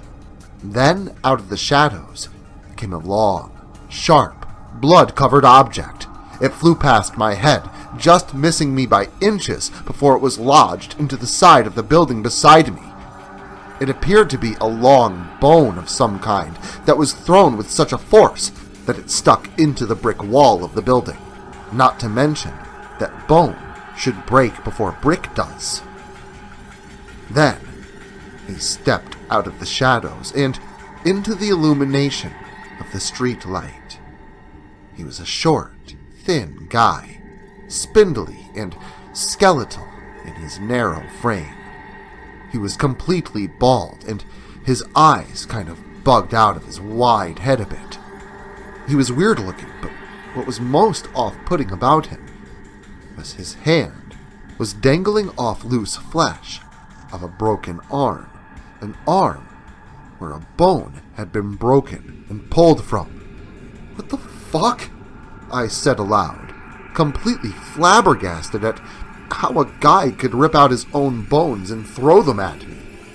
But then, I was even more shocked as I watched through the torn opening in his flesh as his bone reformed like bugs massing together to create new marrow and bone around it, before connecting to his flesh and pulling the torn bits back into it so that his ripped skin could fuse itself back together, leaving a pale white scar where the tear once was. Just one scar of dozens, large and small, scattered across his entire body, topping off with one that spanned across both cheeks, connecting at the corners of his mouth and wrapping nearly around his bald head from ear to ear. "You killed her! You killed my Catherine!" The man spoke with a tone that sounded like it came more from a man's nose than from his mouth, a sniveling tone not too dissimilar from that of the stereotypical Igor character in old cartoons of haunted houses and Frankenstein tales. "I had to. She would have killed me if I didn't," I answered the awkward man. "I don't care about you. I loved her, not you," the odd man said, pointing one of his long fingers at me. Then from beneath the man's fingernail came a long bone spike that started out thin before expanding and shooting out of his torn, open finger in my direction. Luckily for me, I saw it coming and was able to sidestep the projectile. But this projectile was followed up with the short man charging at me, nearly foot-long claws of bone curling outward from bloody wounds at each fingertip on both hands, slashing at me violently in a mad rage. I couldn't do anything but step back and dodge away from his strikes. One of his bone claws made connection with my arm, tearing the sleeve of my coat to ribbons, and the next strike would have surely done me in, had it not been for what happened next. The shadows behind the man began to bend and twist out of shape, forming into a two-dimensional shape that did not match the shadow cast by any other thing on the street. The shadow then tackled the man to the ground and enveloped him. I watched as the two-dimensional darkness became a three-dimensional shape and found a woman within the twisting shadows, pinning the man to the ground beneath her. But not for long. Several bones burst from the man's back as his ribs reversed themselves and shot backwards like spider legs coming out of the man's back, allowing him to swiftly push himself upward, knocking the woman off of him and allowing him to make an escape. He didn't expect to be attacked by a living shadow, and, quite frankly, neither did I. I was then able to get a better look at this woman. She was young, probably in her 20s, and I could tell that she either took this new power of hers either way too seriously or not seriously enough, because this girl had made herself a full-blown outfit. She had her hair tied back and wore a small black mask over her eyes, while her mouth was covered by a violet-colored scarf that draped over her shoulders, around her neck, and the rest of her body was covered by a skin-tight black suit with various pockets and pouches scattered about, most of them black, but others were the same color as her scarf. Her suit was completely color-coordinated. "Hello there, citizen," the girl said in her best superheroine voice. "No need to thank... Wait a second." The girl broke character after realizing who I was. You're him! Oh my God, you're him! You're the God's Hand!" she said with glee. Yeah, I replied to her, not knowing what to make of her. "I can't believe it," she said. "You inspired me to start fighting crime. You stood up against those bad guys in the city. Without you, so many people would have lost so much. You're a hero," she said, idolizing me. Sorry to burst your bubble, but I'm no hero, I told her. You're just being modest. Because of you, several people were able to return to their families unharmed, she kindly argued. Because of me, a lot of other people were never able to make it home to their families. Because I made them kill themselves. That's what I do when I touch people. They brutally end their own lives. That's not a hero, I rebutted, showing the girl my black and decayed-looking hand. The girl just kind of looked away from me, toward the ground and off to the side. I was a far cry from the hero she had imagined me to be. That's the thing about idols. They rarely live up to the figures built into one's imagination. So, who was that guy? I asked her, noticing her discomfort. I call him Bonesaw, and I've been chasing after him for a couple of months now, the girl said, perking up a bit. Bonesaw? Why Bonesaw? I asked her. Well, he can control his bones, as you just saw. And when I first fought him, he turned his arm into a chainsaw and came at me like a lumberjack on crack. The woman answered. Oh, well, fair enough. I nodded and shrugged in comical agreement. And what about you? What's your name? I asked her. You can call me Eidolon, the young woman answered. Eidolon? That's an interesting name, I said. It has a few definitions. It could mean an idolized person, one who represents and stands up for their ideals. Or the ancient Greeks, a ghost, a phantom, like a shadow in the night. It's pretty fitting, don't you think? The girl said, her cheeks curling upward behind her scarf, obviously smiling. Yeah, I gotta admit, that's pretty cool, I replied from behind my bloody cross bandana, suddenly feeling a bit underdressed, considering that my crime-fighting outfit consisted of ragged old clothes, a pair of gloves, and a bloodied white bandana. After a while of chit-chatting in the shadows, Eidolon asked a question that I was expecting, but I wasn't too sure about. So, since we both have a common enemy, maybe we could pool our resources and get this guy off the streets. Stop his trail of death before it gets any worse, Eidolon suggested. I don't know, I said, feeling uncomfortable with the idea. I shut myself off from my family to keep them safe. I didn't want to put anyone else in danger, but she was already in danger with or without me. And 2 is better than 1. It can cover more ground. But then again, she would probably freak out when she actually saw my ability in action. Witnessing a thing like that kind of changes a person, and it's a heavy price to pay. All those thoughts fell through my mind, each of them hitting hard in a fast, passing moment. Come on, we can stop him before he kills anyone else, she spoke up. How many has he killed? I asked. At least 12 that I know of, the woman replied.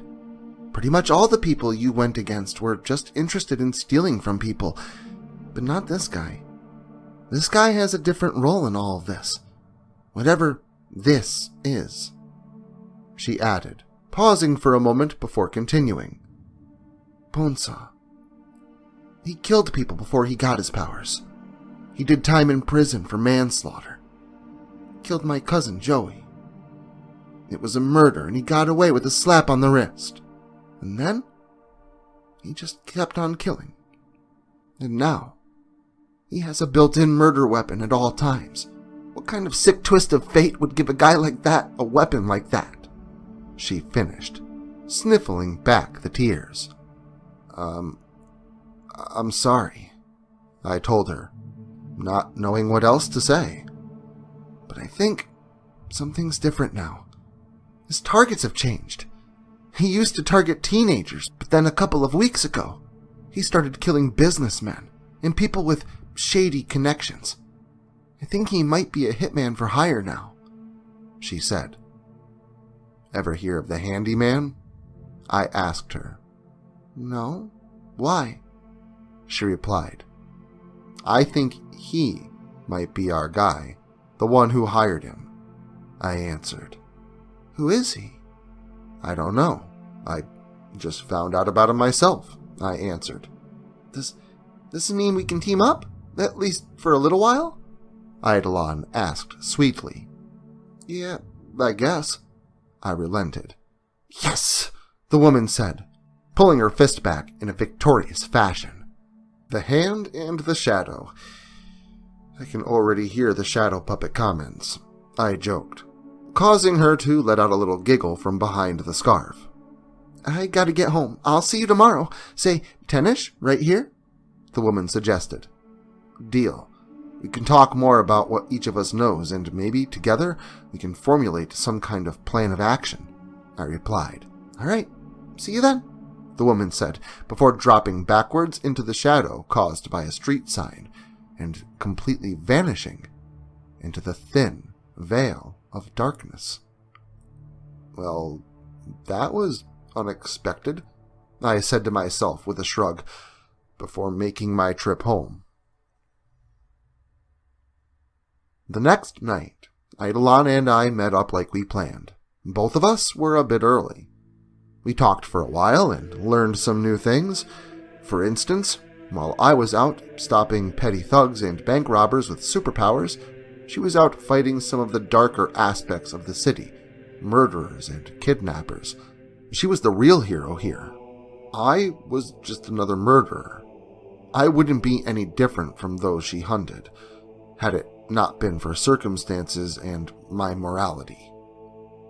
Together, though, we were actually able to figure out something extremely important.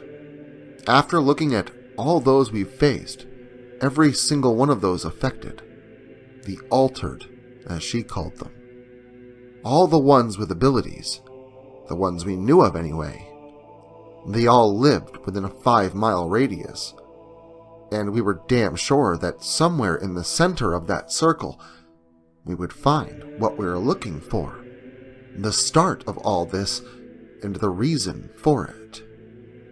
So, that is where we set off to go. The course of action led us to a fairly seedy side of the city. Don't get me wrong, it wasn't like a cars up on cinder blocks, missing their tires kind of neighborhood. Not entirely, anyway. It was a market and business area. Everything from a local fruit salesman at the start of the street to big corporations scattered further down the road. Hundreds of people, all peddling their wares through the night. "Shit, how are we gonna find anything in all this?"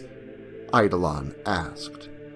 "We have to get in closer and see if we can find anything, I guess," I answered, looking away from her and pulling up my hood, far over my head to conceal my face before tucking my bloody bandana into my shirt. "Gotcha," she said happily. "See you down there," Eidolon added before sidestepping into the darkness and vanishing into nothing. The streets were full of hustle and bustle, and everyone was going about their night, buying whatever their hearts desired. Salesmen pitched their wares, and the smell of spices and perfumes filled the air. To the average person, this place was a wonderland of discounts, but I could tell that it was something entirely different. This place was ripe with theft and lies. Something was always just a bit off, no matter where you looked. Thugs in the shadows, lurking beyond desperate merchants. My suspicions were verified when I noticed a salesman being nervously led into the darkness behind a curtain in his own home. I couldn't let an innocent man get shaken down by these chumps, and if they were extorting local merchants, they probably worked for someone. I quietly made my way behind the table of various trinkets, looking around to make sure that no one witnessed my entry, and slipped behind the curtain into the man's home. I pulled my bloody mask from beneath my shirt and wrapped it around my face before turning to find a woman and her daughter huddled in the corner, the woman hugging her child closely, both of them sitting silently in tears. I quickly put up my finger to my lips and shushed them before whispering soft assurances to them that everything would be all right before I turned to the closed door where I could hear angered speech. I took in a deep breath, removed my glove, and pushed the door open. Inside, I found 3 guys around a bloodied and bruised man in a chair. A swing came from the large man to my right, but I grabbed his bare hand, which caused him to continue his swing around into the wall, where he then turned his body and began smashing his own face into the wall's wooden beam. Another man attempted to retrieve a gun, but luckily for me, I was able to do the same to him, passing my cursed hand over his, thus causing him to turn the gun on himself and pull the trigger, splattering his brains all over his friend's terrified face. The third man behind his victim in the chair then pulled a knife and attempted to make a hostage out of the poor merchant. "Don't come any closer, asshole, or I'll slice the shithead's throat," yelled the very much freaked out balding man. "You do that, and I'll make sure you get the worst of it," I replied to him, referring to how I disposed of his friends. "You're gonna let me out of here, you understand me? I'll do it, man. Don't think I won't do it," he spoke nervously. "I'll let you go, but first, you're gonna tell me who you're working for," I demanded. "No way, man. I ain't telling you shit," the man said, pressing the knife into the poor man's neck a bit. "Last chance. Let the man go and tell me what I want to know." I repeated my offer. "Fuck you," the man said, before thrusting the knife at the man's neck, but he was quickly stopped by a solidified shadow shooting out from the corner of the room and pushing him violently against the wall, pinning him there and allowing the poor merchant to flee to his family in the other room.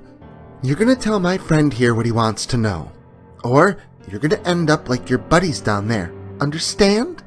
said Eidolon, as she stepped out from the shadows of where her giant, solid shadow hand had come. Okay, please, don't hurt me, please," the man said, pleading for his life, just like every other tough guy that I'd come across previously, big and bad, until their life was in my hands. Then they just fell apart and cried like babies. "Who is your boss? Who is the handyman?" I yelled at him. I don't know his name.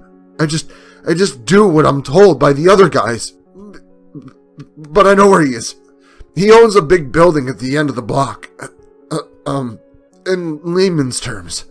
It's written on the side, all fancy-like. He runs everything around here. Please don't tell him I told you anything. Please let me go. Please. I won't do anything like this again. I promise. Please." The man answered me, blubbering like a whining fool. "Thank you for the information. Now, go home, get some sleep, wake up tomorrow morning, have some breakfast, and thank whatever God you believe in for another day. If we hear about you again, we will be back. And I mean that. If you so much as jaywalk, I will put an end to you. Got it?" I demanded of him. Yes, sir. I promise. Never again, sir. Thank you, sir." "And make sure to apologize to that nice family on your way out," Eidolon added. Yes, ma'am," he said, before running out the door, and we could hear him issuing a full apology before he booked it out onto the streets, hopefully a changed man. Thank you so much," I heard from both the man and the woman of the house on our way out. "We're gonna make sure you don't have to go through this ever again," Eidolon promised them, bringing a smile to their faces. We were about to walk out the door when a little girl came up and hugged my side before holding her hand out to me. I held open my palm beneath her hand, and she dropped something from her hand into mine. It was a little metal pin. A pin of a hand giving a peace sign. "Thanks. I collect pins and I want you to have this one." The little girl smiled at me, bringing a sigh of happiness from her mother and also one from me. "Thank you. I'll keep it close to my heart," I told her before pinning it on my chest. Eidolon and I left the family, and lucky for them, her powers were good for more than just bringing her into places. They could also remove people from them as well, so the cleanup was minimal. In layman's terms, a business that had more than one meaning. It was a company that sold both various insurances and security services to local homes and businesses. They prided themselves on helping people understand how everything worked in their industry. Their motto was learning, understanding, helping, for the expert to the layman.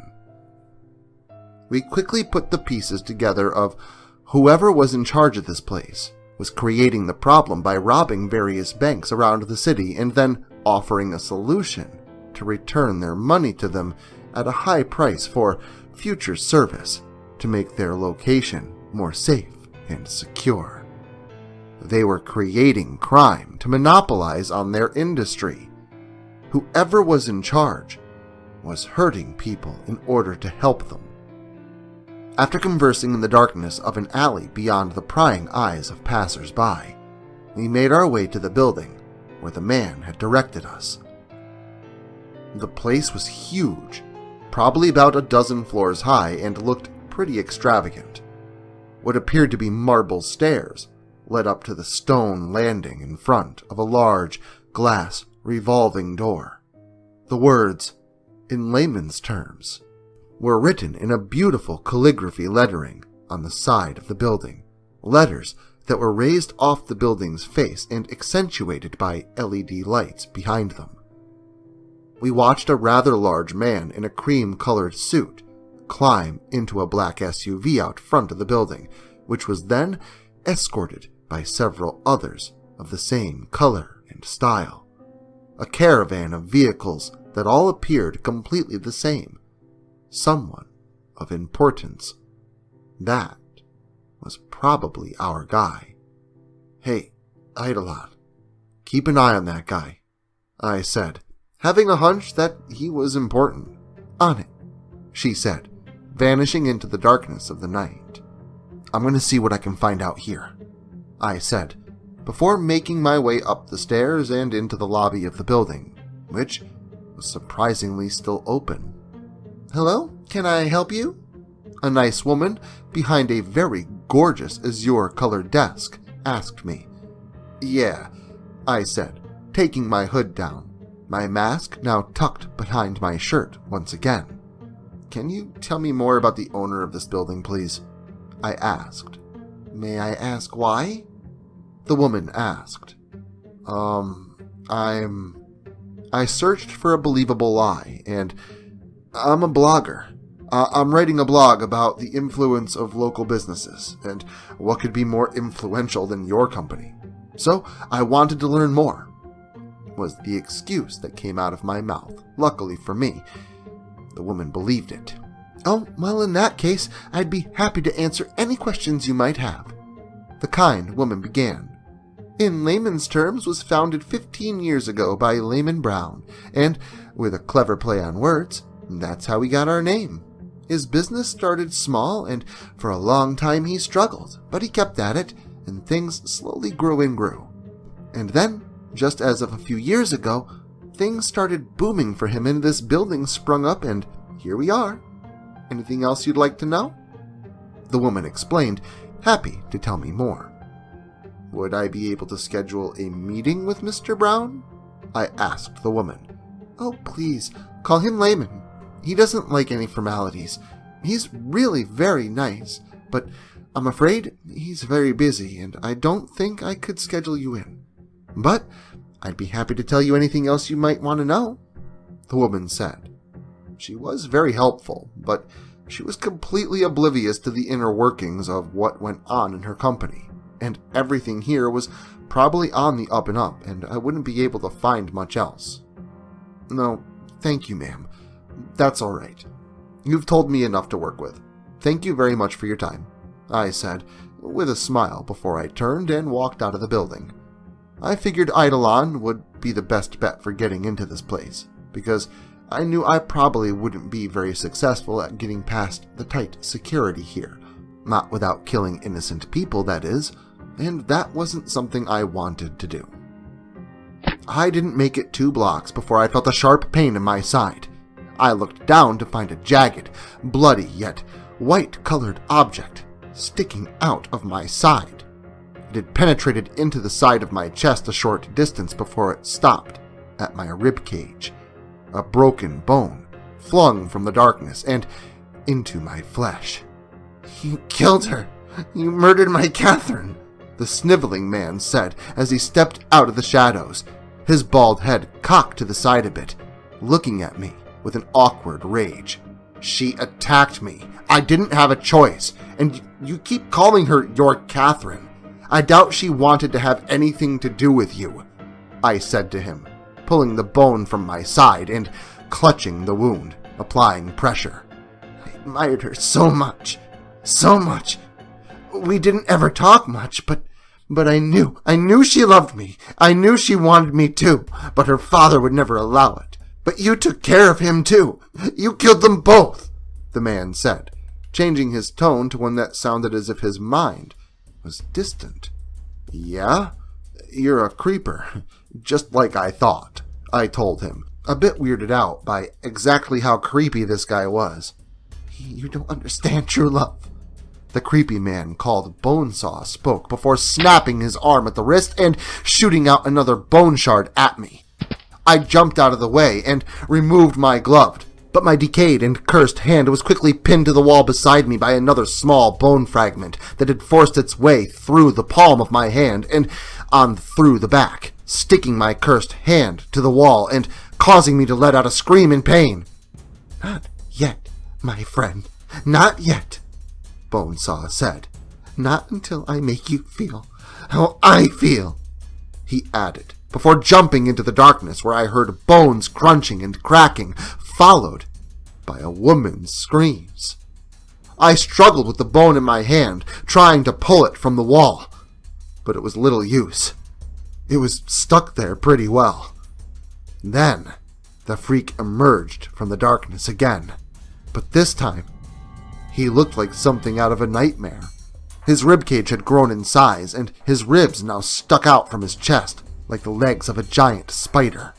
A giant spider whose legs curled around the body of a screaming woman, covered in the man's blood as his bones pierced into her flesh.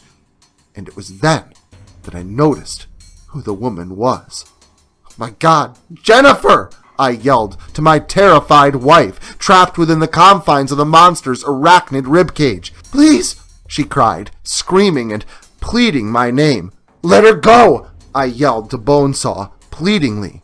"Not until you feel how I feel," he spoke again, before several more bones shot out of the back of his hand, before curling around to pierce their sharp ends into the stone of the buildings around him. 6 more spider-like legs made of bone sprouting from his back to lift him off the ground, before his face split open at the middle like giant, salivating mandibles. Rows of teeth forming into fangs, his neck grew in size, and his skin split at the shoulders, his vertebrae extending, thus allowing his neck to curl down inward into his own chest. "No!" I screamed as I ripped my hand from the wall, the bone passing completely through my hand as I left it behind, stuck in the wall. I ran to my wife's aid, but it was too late. I watched the monster's powerful mandibles crunch down onto her face, ripping it from her body. I screamed with pain unimaginable, making a sound that I could not possibly recreate if I attempted to do so. A guttural throe of pain from the pits of my stomach. I still ran toward the beast, jumping into the air and grabbing onto what flesh I could, causing the creature to drop my wife's body to the ground as the bones within the man's body began to break themselves. crunching inward upon him 100-fold, breaking so much that they began to turn to dust before my eyes, unable to reform. His flesh fell from his body. His healing ability was also stripped from him. His bones pierced back into his flesh, and his entire form began to rip itself apart.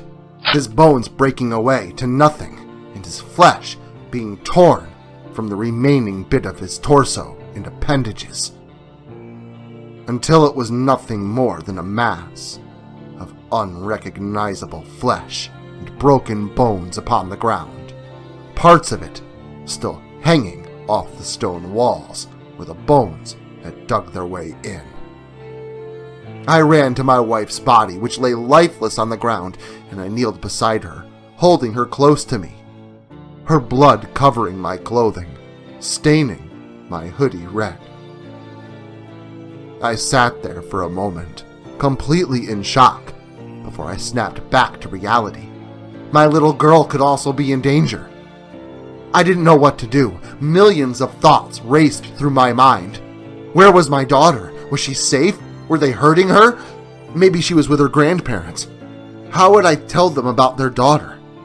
How would I tell my daughter about her mom? All these thoughts and more raced through my mind as I ran as quickly as I could down the road in the direction of the main road, where I could maybe flag down a taxi or something to get me to my in-laws' house and see if my daughter was all right. I didn't find a taxi.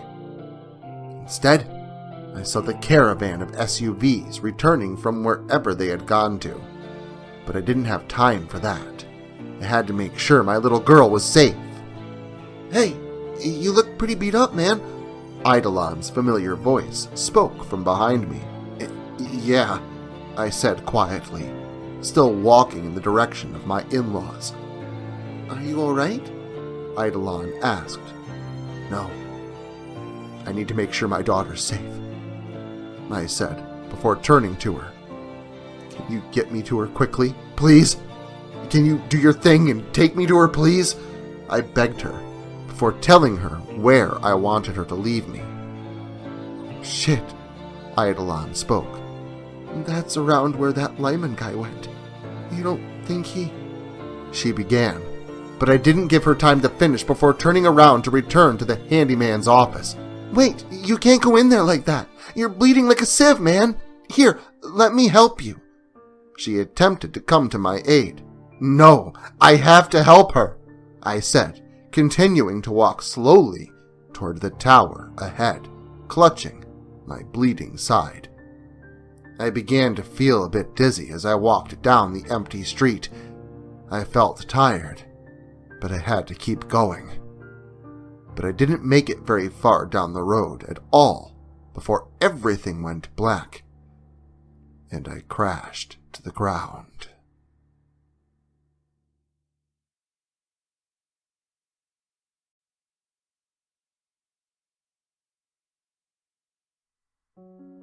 I woke up to find myself in a girl's room. Posters of anime-styled cats and characters from different Japanese animes lined the walls. There was a picture of some unknown family on the bedside nightstand. A Caucasian father with an African-American mother and their young child between them. My head rested upon a pink, heart-shaped pillow, and my shirt was off. My wounds tended to and wrapped, and an oven mitt over my death hand. I lay there wondering just what in the world happened last night, because my head was in a haze. But then, as a pounding headache came crashing into my brain, so did all the horrible images of the night before, and the tears began to well up in my eyes. But then, this was replaced by a sudden sense of fear. Whoever brought me here now knew who I was. But it didn't matter. So did the enemies I was up against, and the ones I was trying to protect by keeping my identity a secret were now no longer safe. So it didn't matter. All that mattered was that I had to get my little girl back. I was still sore as hell, but I figured I was alright enough to continue. So, with a bit of a pained grumble, I threw my legs over the side of the bed and sat up. It kind of hurt to breathe, but I knew I could manage. "What do you think you're doing?" asked a familiar girl's voice. I turned to find some girl I didn't recognize standing in the doorway, leaned up against the frame. She had tanned skin and pretty hazel-colored eyes, and her black hair fell over her shoulder. She was clad in a white shirt that led down to blue jeans. Where am I? What happened?" I asked. "You blacked out, dude. I brought you here." The younger, 20-something woman replied. "Who are you? Where exactly is here?" I asked her, motioning to the room around us. "Well, you were in rough shape, so I brought you home and fixed you up. And, well, I figured that since I knew your secret identity, it was only fair that you knew mine too." She replied to me. "Wait, you're Eidolon?" I asked. "In the flesh," she said with a snap, which was followed by a rattling sound of a metal spoon in a mug near to my head. I turned and was startled to find a humanoid hand made of solid shadow jutting out of the darkness beneath a nearby desk. A hand that held a steaming glass mug. "Coffee?" the girl said with a smile. We spent the next few moments explaining how everything started for us. Me, terrified as hell, waking up with the fear of some weird, rapid form of gangrene, or that maybe I'd been infected with some kind of disease. I was infected, but it wasn't any kind of disease. It was something much different. With her, she lost her family. She woke up alone in a void of black. She walked around for hours, calling, screaming, crying for help, but there was nothing. Only her voice in the darkness. A darkness that swallowed up her voice after it left her mouth. There was no reply, not even from an echo of her own voice. There was no echo, no matter how loud she screamed. She was alone. And then suddenly, she wasn't. Suddenly, she was back in the car with her parents, who were driving her to attend college for the first time. But they were gone, swallowed up by the same constricting darkness that had taken her, and it had strangled them, cut circulation off to their limbs, coiled around them like a snake made of shadow that coiled so tightly that it cut through their skin. They were lifeless, and the darkness within the car had nearly decapitated them and cut off their arms and legs from such extreme force. But just as suddenly as it happened, it was over, and the darkness slipped back into the shadows of the crashed car that now sat in the trees off the side of a small cliff on the edge of the road. Her parents were dead, and she felt responsible. So, once she realized what she was now capable of, she swore to use her newfound ability to make her parents proud and stop all the worst people in the city. We both had lost people because of these abilities, because of this curse that festered within us. The curse did come with some perks, though, like it always tried to keep its host alive. The last freak we took on could heal nearly as fast as his wounds could form, but each of us had this gift to some degree, so I knew I would be healed up well enough to move within a few hours. But I couldn't do anything until then. I was pretty messed up and in no shape to help anyone. I felt helpless. I couldn't do anything to save my little girl at the moment. I had to wait, letting the fear and anger swarm in my heart as I waited to heal. my flesh reforming on the outside as my soul was devoured on the inside. The time eventually came for me to save my daughter and exact my revenge. I was still fairly sore from the previous battle, but I was surely well enough to continue. Eidolon suited up in her gear of violet and black before she stopped me from donning my old sweater and bloody bandana. "Wait," she said. "I have something for you," she added before trotting off into the next room. She came running back with some clothing in hand. "In case you couldn't tell by the outfit, I'm a bit of a seamstress. And you were out for a while, so I made you something," she said excitedly, before handing me what she made. It was a black leather jacket with a gray hoodie sewn into its lining, and over the heart pocket of the jacket was a patch of what looked like a golden halo, circling around before slowly changing in shade to a black hand that gripped the tail of the halo to complete the circle, very similar to the shape of the Ouroboros serpent eating its own tail. No doubt a symbol she had made for me, and not only that, a new mask was sewn into the hood of the coat. It was just like my white bandana, and the bloody cross was dyed into it in exactly the same pattern as the original. It could easily be tucked down into the jacket and tied tighter to fit me better. But I didn't have to worry about anyone ripping it off of me. It was now permanently attached. I wasn't sure about it at first, because I wore my original gear because it was easy to hide beneath my everyday clothes. But I was soon won over by the plating that she had sewn into the jacket's lining. It wasn't bulletproof, but I could definitely take a lot more damage now, and I no longer had to deal with the irony smell of my own blood in my bandana. So that was a huge bonus. "Wow, thanks," I said, running my thumb over the Ouroboros-like patch of the God's Hand halo on the breast of the jacket. "No problem. I figured you better look the part if we're going to be the shadow puppets," she joked, giving me a laugh.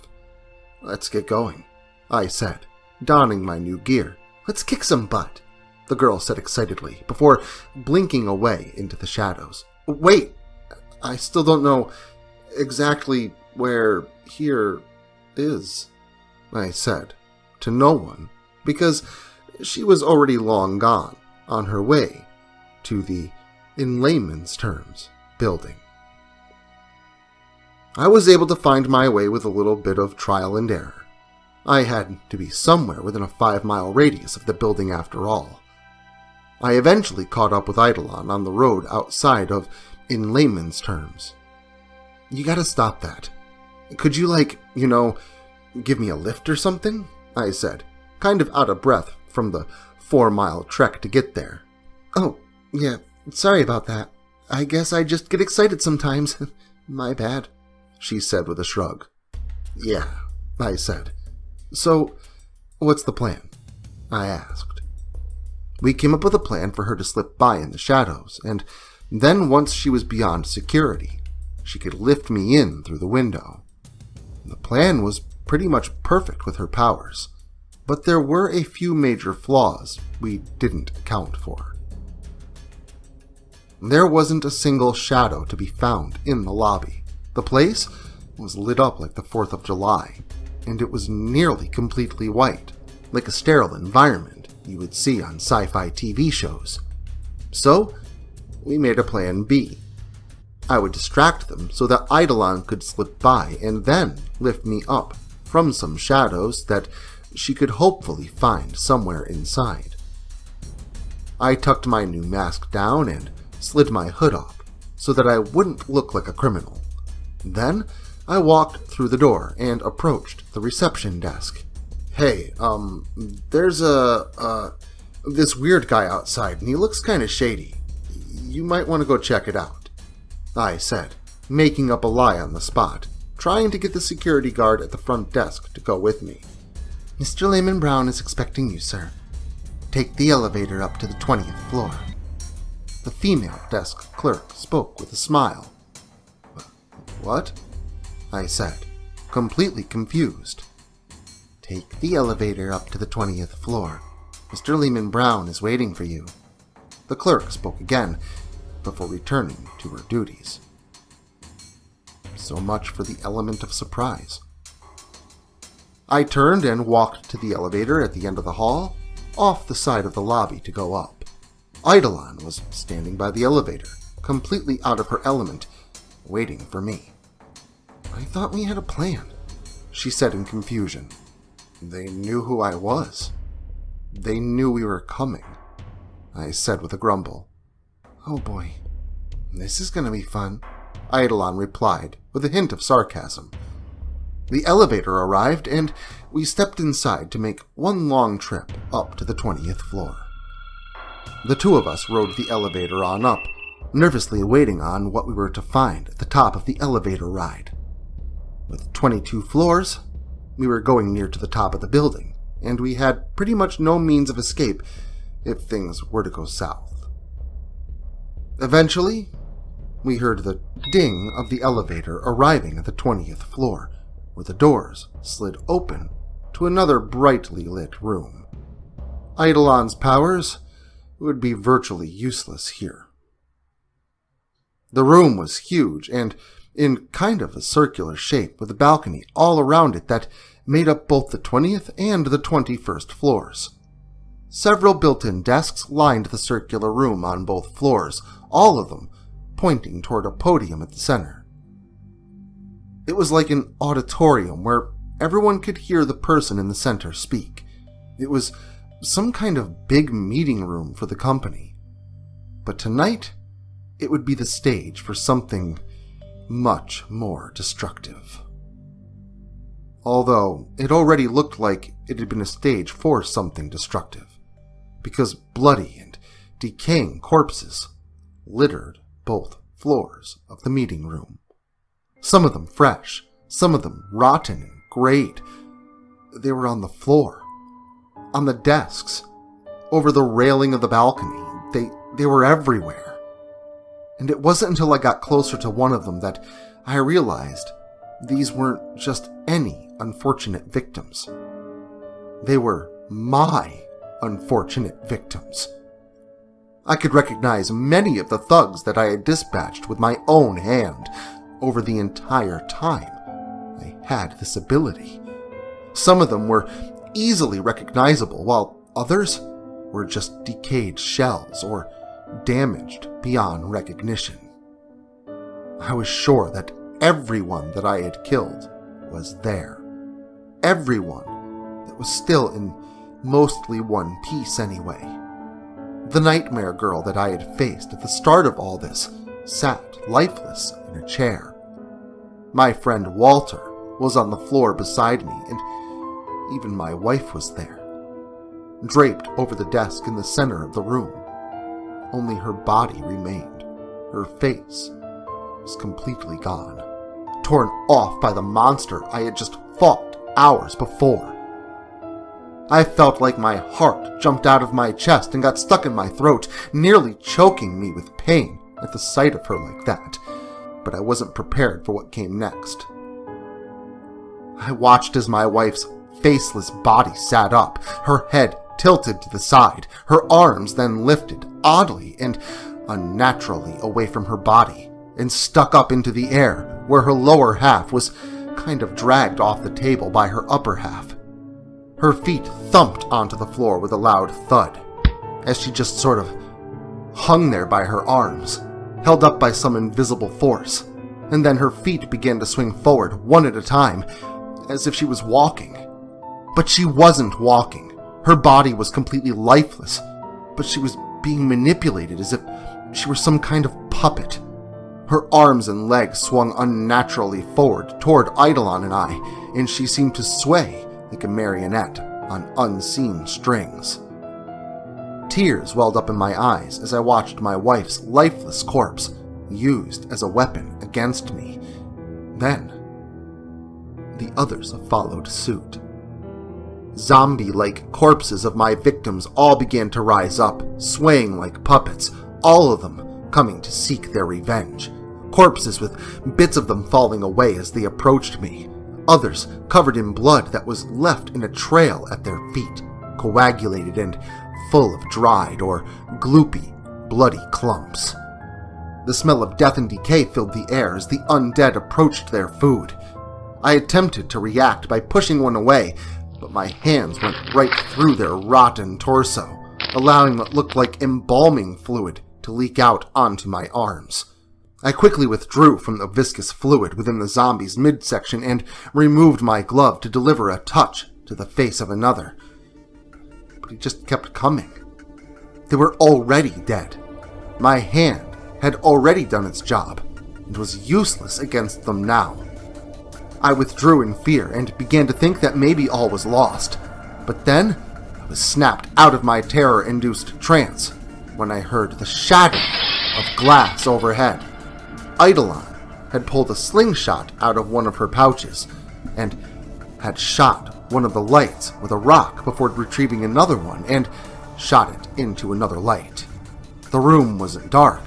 It was still very much lit up, but with the lights on one side of the room taken out, there was enough shadow being cast by each body and item within the room for Eidolon to do her magic. Massive, tentacle-like arms of shadow emerged from the darkness to sweep across the army of the undead, knocking many of them off their feet, or even knocking their feet off of them. The force of the sweeping arms was so great that it tore through some of them, leaving their decayed feet cut off at the ankles. It was disgusting, but impressive. While Eidolon took care of the many attackers, there were a few in particular that advanced toward me, with more fervor than others.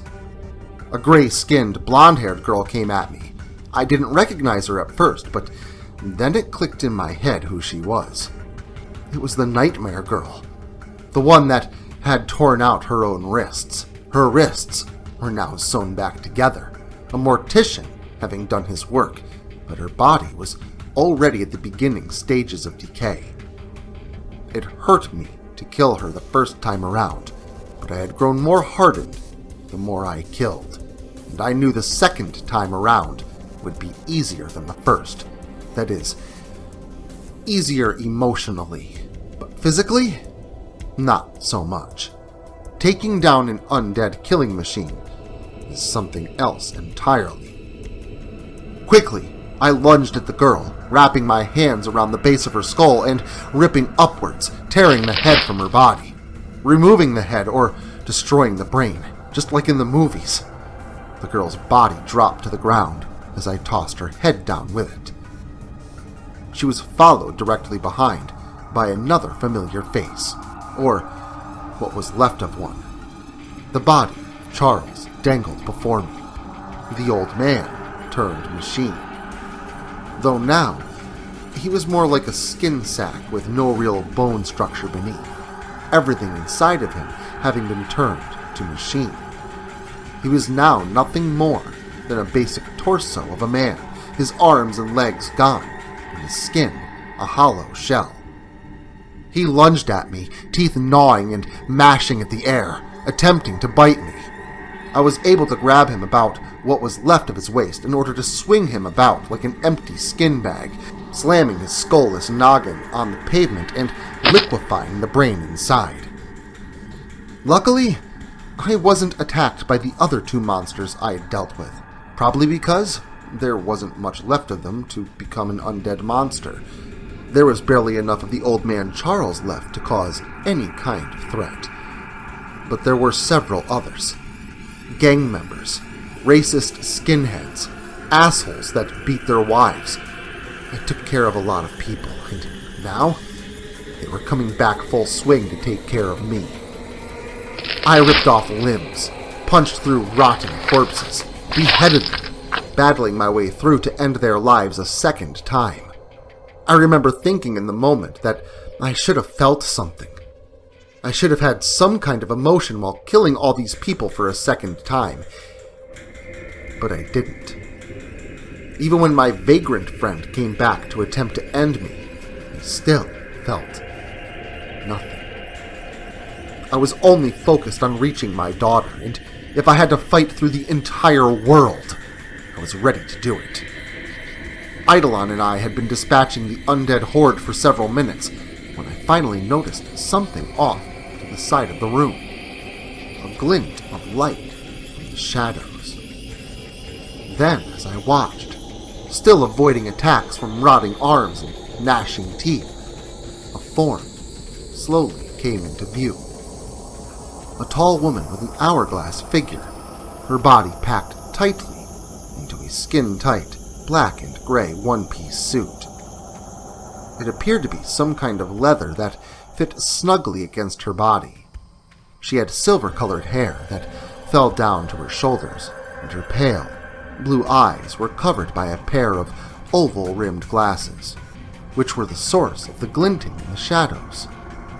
Her complexion was so white that her skin almost put off a glow. Her hands danced around the air as if plucking and manipulating invisible strings.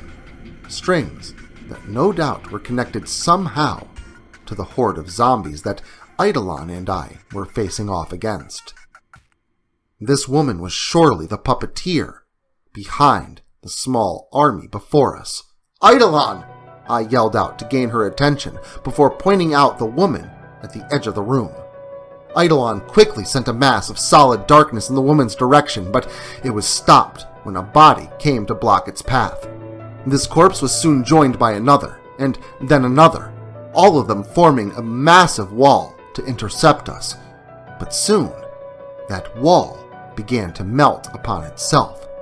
The bodies mashed and fused together into a single massive lump of rotting flesh with arms, legs, and faces all strewn about an amorphous body of oozing, congealed flesh. This legion of death then attacked us all together, arms ripping and tearing, feet kicking and stomping, mouths biting, heads flailing. The mass of flesh moved over us like a tidal wave of decay, and it took everything we had to fight through it. Eidolon's shadow ripped through the beast, and I punched and tore through what I could. We were both covered in a mixture of fresh and coagulated blood, ranging from red to black in color, along with nearly every other manner of bodily fluid, on top of embalming chemicals that spilled out of the mass. Eventually, there was an opening and Eidolon took it. A massive hand shot through the corpse legion to deliver a blow to the puppeteer, knocking her off her feet and sending her stumbling to my direction as I pushed through the other side of the wave of flesh. I reached out with my darkened hand and made connection with her face. Her eyes immediately widened as my hand gripped around her cheeks. The woman twitched for a moment before the undead horde then turned and advanced upon us. I quickly moved out of the way as I watched the mass of flesh twisting and writhing around her body, tearing her to shreds beneath it, before the mass finally began to fall apart, bodies spasming and collapsing in upon themselves, and the mass before finally the entire legion ceased to function, and everything dropped with a disgusting plop on the floor of the meeting room. The two of us stood there, covered in all manner of viscous fluids, breathing heavily. Sorry about the new suit," I said to Eidolon. The white suit she made me, now stained black and red with blood and guts. She giggled a bit before we were interrupted by the sound of clapping from up on one of the balconies. A slow clap from a single individual who stepped forward into the light. It was him, Mr. Lehman Brown, the handyman. "Bravo, bravo," he spoke. "You've done so very well. You've taken out some of my best people. I really am quite impressed. I didn't expect it to go down like this, but you two, wow, I gotta hand it to you," he said, holding out a metal hand to us and smirking with a pun. "Where's my daughter?" I yelled to the large man in the cream-colored suit. "Meet me upstairs. I'll be waiting," he said, before turning and disappearing into a room beyond our vision. Eidolon and I looked at each other and moved to advance further. There was no turning back. We had to stop him, and I had to save my daughter.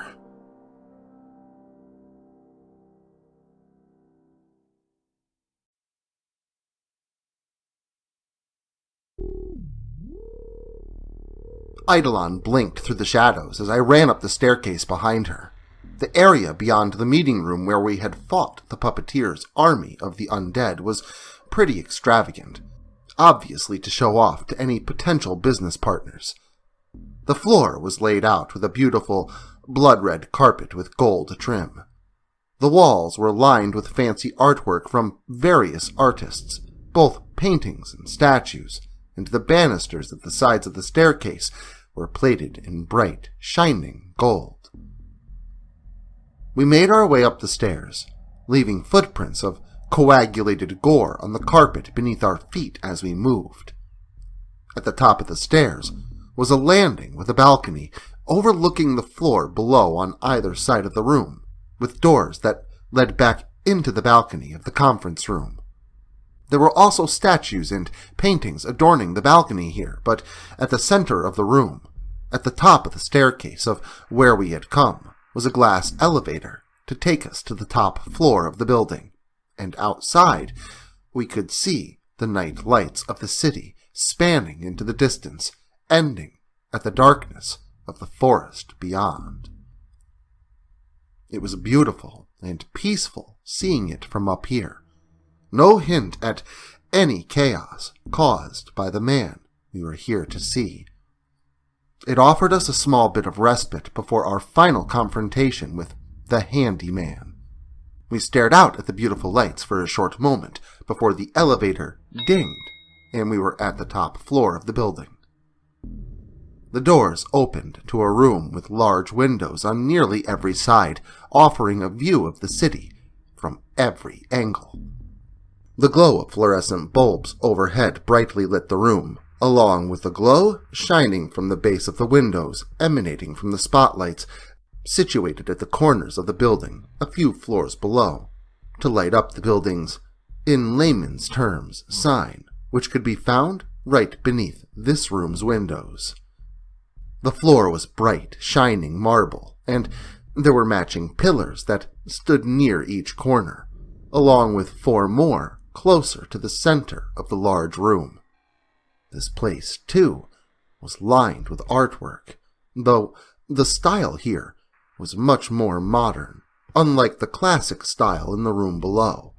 And at the room's center, toward the far back window, was a white, wooden desk that was situated just beyond the central pillars of the room, allowing you to see the desk set symmetrically between them. At the desk, facing away from us and staring out of the window at the night sky, was the man in the cream-colored suit, the handyman himself, Layman Brown. "Welcome to my office," he said as his chair spun around to allow him to face us. He had very broad shoulders that filled his cream-colored 2-piece suit. A white shirt and a blue-colored tie were tucked beneath the button-up vest of his jacket. His eyes were bright blue, and he had a bald head, his eyebrows a dark color, arched snidely as he looked upon us, and a smile came across his wide mouth. He set his hands upon the table, one of them pale, white like his skin, and the other a cold, gray metal that appeared almost like that of a suit of medieval armor, and upon the ring finger of his metal prosthetic was a ring that appeared to be made out of silver, and as we got closer to him, I could eventually make out a symbol of some kind that was etched into the light, blue-colored stone that was set into the silver ring with claw-like clasps around its edges. The symbol etched into the stone was like some kind of sigil. It looked old and valuable. "That's far enough," Mr. Brown said as several armed guards stepped out from behind the pillars of the room and from the blind spots at the elevator's edges. "Where's my daughter?" I asked him angeredly. "She's right here," Lehman Brown said, motioning for one of his lackeys to bring over my daughter. He gently pushed her forward, but that was enough to get my blood boiling. I was going to enjoy killing that motherfucker. Don't do anything stupid. We wouldn't want anything unfortunate to happen, would we? Mr. Brown insinuated, causing me to back down. That's good. So, I propose we make a deal. You work for me, and I allow you to live. The handyman offered as he detached his metallic hand, only to replace it with another hand. This one had a cylinder on the end that contained fuel, which ignited to light the cigar that Mr. Lehman Brown had in his mouth. But he didn't simply use the function's ability to light his cigar. He also showed off the true range of his hand's skill, simply by turning his wrist. The flame grew larger, turning it into a flamethrower of sorts before he twisted his wrist back to the original position to allow the flames to die back down to a mere candlelight, which the handyman simply snuffed out with a gust of air from between his lips. "Is that why they call you the handyman?" Eidolon asked. "People give you a hand and you give them a hand?" She then asked, before pausing for a moment to end her sentence. "Or is it because of, the hand?" She joked. "You joke now, but you try my patience, young lady," Mr. Brown told her, replacing his hand once more with the original hand with the ring on the finger and commanding a servant to bring him a chest on wheels. The man appeared to be a butler and did exactly as he commanded, wheeling the ornate red chest with gold trim over to Mr. Lehman Brown and opening it for him so that he could return the flamethrower hand to its place as he puffed away at his cigar. The chest was filled with shelves that contained all manner of various hands, a spiked mace, a knife, a claw, a flail, hammer, gun, a large hook, a more human-looking hand covered with silicone skin, and even more unique prosthetics, including a hand that looked similarly to the one he currently wore, only this one was made completely of gold. There was also a 3-foot-long sword, a leather whip, and even the prosthetic equivalent to a Swiss Army knife where each finger was a different tool, and these were only a few of the hands that I was able to spot inside the chest. "Come on, tell us. What happened to your hand? I'm dying to know. Was it sharks?" "I bet it was sharks." She joked some more, which made me give her a look to stop what she was doing before he decided to kill all of us. "Well, you'll be dying soon enough. But if you really must know, young lady, this..." He paused, holding his left arm, the one with the prosthetic hand. "This happened when I found this ring here. You see, I paid a lot of money for this ring. A lot of money. And I wanted to wear it, so I put it on, and just like that." He paused once more before removing his hand again to reveal the skin beneath. It appeared to be melted and fused in upon itself, as if his flesh and bone had just melted away. My hand began to burn, and then I watched as my fingers liquefied in the most painful display I've ever felt. I fell unconscious from the shock, and when I came to, my hand was gone, and my wound had healed in the way that you see before you. he finished, before returning his prosthetic to his wounded arm and commanding his servant to take the chest of hands away. The servant did not move quickly enough for Mr. Lehman Brown, and that was all it took to get on the nerves of the madman in the seat of power. "When I say move, you move! Got it?" the handyman commanded his employee. "Yes, sorry, sir," the butler apologized. "That's not good enough. Come here," Mr. Lehman Brown said, commanding the man to wheel the chest back over to him. The man turned the chest back around and wheeled it a few yards back to the handyman. "When I say move, you move. When I say stop, you stop. Got it? Don't embarrass me in front of my guests," Mr. Brown said to his butler. "Yes, I'm sorry, sir. Is there anything else you need, sir?" the butler asked. "Yeah, open the chest back up," the handyman said with a smile, and the butler did as he was commanded, where Mr. Brown paused for a moment and looked over his collection of instruments of destruction, leaving both Eidolon and myself wondering what he was going to do. The handyman once again removed his hand and reached into the chest to receive the mace hand that I had caught a glimpse of previously. Mr. Brown then twisted the prosthetic onto his melted arm, turned to his butler, and motioned for him to come closer to his boss. "Don't watch this, honey," the handyman said to my daughter, before immediately turning back to his butler and backhanding him across the face with the mace with a sickening crunch as he caved in the side of the man's skull.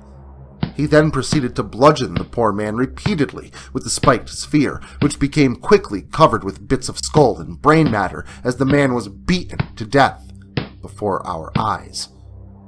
My daughter screamed in fear and shock, and I removed my glove in an attempt to come to her aid, but I was quickly reminded of the situation when all the guards raised their guns to take aim at me in response. "It'll be all right, baby," was all I was able to say to my little girl as I looked on helplessly, promising her something I feared I would not be able to hold true to. It's so hard to find good help these days. Now, where was I? Mr. Lehman Brown stopped to remember his train of thought as he wiped down his mace with a white handkerchief. "Oh yeah, this damn ring took my hand, but it did give me other abilities," he continued. How did that ring take your hand?" I asked him with a grumble, kinda confused and pissed off, turning from a loving gaze toward my daughter to a hateful and rage-filled glare at the handyman. This ring, unfortunately, was not entirely meant for me, so it had disastrous consequences. You see, this ring, this very ring, is the seal of Solomon. It was used by King Solomon himself to control and cast away evil spirits. This ring is the very artifact that King Solomon used to banish demons, but, as you've seen, it can also unleash them, if the wearer is not entirely up to the task. Lehman Brown paused once more before finishing wiping down his mace and returning it to the chest of hands, and once more twisting the armored hand on again. I, unfortunately, was not entirely up to the task. "But that doesn't mean I can't use it at all," he said with a smile. It was then that Eidolon jumped into action with the plan she had. What I didn't know is that her jokes at the handyman's expense were to buy her enough time to use the shadow under the handyman's desk to take action and grab hold of my daughter to blink her out of the room and out of harm's way, which caused Mr. Brown to command the guards to fire upon us. Eidolon quickly reacted by slingshotting out a light overhead and shielding us with a solid mass of darkness, like a dome around us that would slow the bullets down enough that when they hit us, it felt as though we were being shot by pellet guns. It still hurt quite a bit, but it wasn't anywhere near fatal. When the guards all stopped to reload, Eidolon let out a burst of dark energy, breaking the force field around us and rumbling through the office to knock the guards off their feet and shatter the windows of the room, sending glass raining down into the streets below. Some of the guards climbed to their feet to be quickly brought back down by Eidolon's arms of shadow. I took this moment to charge ahead toward the handyman. He simply raised his prosthetic arm and flicked his wrist. As this motion happened, I stopped mid-lunge and fell to the floor with a loud thud. I grabbed about at different parts of my body in excruciating pain as I felt as if my blood was boiling, like the heat was traveling all over my body, burning me away from the inside out in various places across my extremities and into my core. What you're feeling is the demon inside of you, fleeing throughout your body. Its pain is your pain, and I control that pain. The handyman said calmly. Please, stop, I begged him as I began to see flashes of what could only be described as hell. People in eternal torture, burning, suffering, being cut, beaten, and wounded. My mind felt as though it was collapsing in upon itself as my body burned intensely, pain racing across my being from top to bottom, never staying in one place long enough for me to feel any kind of tolerance to the suffering.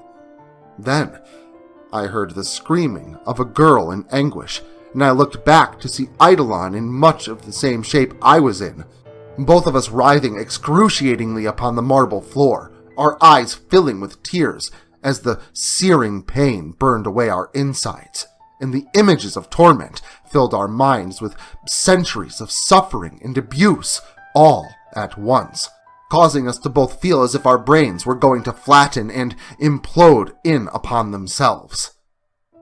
Then, it all stopped, and the two of us fell limp upon the white marble floor, breathing heavily as the remaining jolts of pain began to subside beneath our flesh, and the images of anguish faded from our eyes, but were left seared into our aching brains. So that's your power. Your demon, I managed to say, almost out of breath from fighting off the burning inside of me. Oh, no, not at all. I have no demons in me. None like yours, anyway. My demons are a more internal variety, so to speak. I have no power like you, or her, or any of those you've gone up against. No, I was not gifted with such an ability. I am simply a man with a ring, he informed me. So, this ring is what gives you your power, and us ours, I spoke, still holding my aching stomach and chest. The guards had by this time regained their composure and climbed to their feet to detain us both. This is your last chance, sir. Join me in my quest to remake the world, or perish now. The handyman spoke. You don't get it. Let me spell it out for you in a way that a layman would understand. Fuck you, I told him as I reached out to grab the leg of the guard that had pushed my daughter, who then began firing his assault rifle through the air in an arc toward his own head, taking out the other guard holding me and nearly shooting me in the process as well, before the gun finally fired off a fatal shot to his own head, spraying his brain matter all over me and staining the white marble floor and one of the pillars in a crimson hue. The other guards panicked and began firing at me, but I was able to scramble over Layman's desk, knocking him over in his chair and, in the process, allowing me to fall on top of him, where I knocked the cigar out of his smug mouth before the two of us began to struggle for the ring. Eidolon took this moment to fling the guards off of her with a burst of shadowy energy, sending them flying into the pillars with a loud crunch, while another man was flung clear from the building, sending him plummeting to the streets below. As Layman and I struggled, the room was further filled with blood and viscera as Eidolon's darkness literally ripped people to shreds. Arms and legs flew over the desk and landed beside Mr. Brown and I. Blood flew through the air and showered down upon us as we struggled against each other. Screams filled the air with the irony smell of blood. But there was no more Mrs. Nice Girl for Eidolon. She was almost as pissed off as I was. Layman Brown was no weak opponent. He was stronger than anyone I had ever fought, hand to hand. This guy was built like a brick shithouse, and he had the know-how to throw his weight around. He was able to give me a few solid punches to the face, breaking my nose in the process and covering his own face with a shower of my blood and snot as my nose gushed all over him. I was able to land a few back at him, probably shattering his left eye socket and cheekbone with a loud crunch. I attempted to grip his face with my death hand, but he stopped it every time I tried, blocking my hand or grabbing my wrist. And I stopped him every time he tried to free himself from my grasp upon his prosthetic, preventing him from sending the demon inside of me fleeing in pain. After what felt like a lifetime, I could feel my muscles begin to wear down and weaken, but not before I was able to push out one last burst of adrenaline, which was enough for me to grip the prosthetic and twist it off of his arm with a loud snap. The handyman yelled in dismay as I turned and tossed the arm away from us, where it went tumbling across the marble floor with a clang rattle before slipping over the edge and out of one of the broken windows, leaving Mr. Layman Brown completely vulnerable. And before he could say one more word, I reacted, lunging my hand forward with great speed to grip him tightly around the throat with my darkened hand. His eyes widened to the point where they bulged out of his head and began to turn red as I cut the oxygen off from his throat. I didn't let my power do its work with this one. This one was all me. I gripped his neck tighter, digging my fingers into his flesh, causing the blood to leak out around them. The man struggled against me, attempted to free himself, gasping for air and punching against my arms and clawing at my face with one arm. The stub of the other arm flailed about and tried to punch me with a fist that wasn't there. But soon, his attempts to free himself turned to attempts to claw away from his own face and eyes with his fingernails as he tried to end his own life before I could do the deed. He gouged out one of his eyes, popping it like a disgusting zit in his face, causing some of the clear liquid to mix with the blood and leak from a now mostly empty socket, leaving a flattened eye sac as the fluids within the eye were squeezed from it. And it wasn't long after this that Mr. Layman Brown went from red to a purplish blue color before he finally stopped moving and fell entirely limp. And I could feel the life slip out of him while his pulse went from racing to nothing as his heart stopped beating and the blood pooled around the fingers that I dug into his neck. I sat there for quite some time over the handyman, my hand still gripping tightly around his lifeless throat.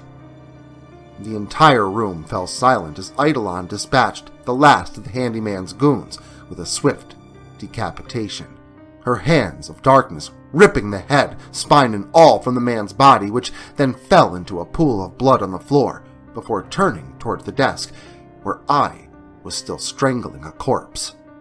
Is it over?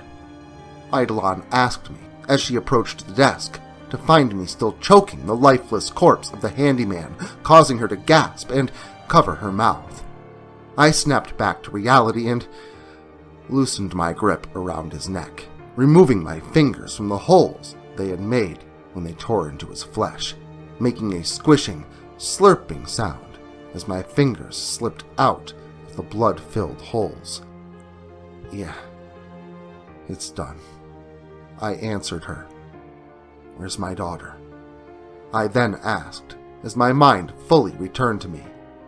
She's up on the roof, she began. Don't worry, she's safe. Where's the ring? Eidolon then replied with a question. I think it fell out the window, I answered in a bit of a stupor, still kind of in the shock of rage. Shit, we gotta find it. You go get your daughter and I'll meet you on the street, Eidolon replied, blinking away down to the streets below. I quickly snatched up my glove from the blood-covered floor and donned it before finding a small stairwell near to the elevator and climbing the steps to the roof, where I found my little girl, curled up next to the stairs that led to the landing pad where a helicopter sat, waiting for an owner that would never come. We hugged, and I held her close, reminding her that everything was going to be okay. I told her that I was so sorry, that she was safe, that I would never let anything happen to her again, and that I would always protect her. It took a few moments, but I was finally able to calm her as I held her close. We were eventually able to climb to our feet, and the two of us fled out of the building to find Eidolon in hope that she was able to locate the ring. We didn't want it to be falling into the wrong hands again, but when we made it to the ground floor, there we found Eidolon, holding the handyman's prosthetic in her hands, a look of despair upon her face. It's gone. The ring's gone, she informed me. And it was then that I knew, even though the immediate threat of the handyman was dead and gone, and I finally knew what the source of my power was, there was still a demon thriving inside of me, and there was more to come.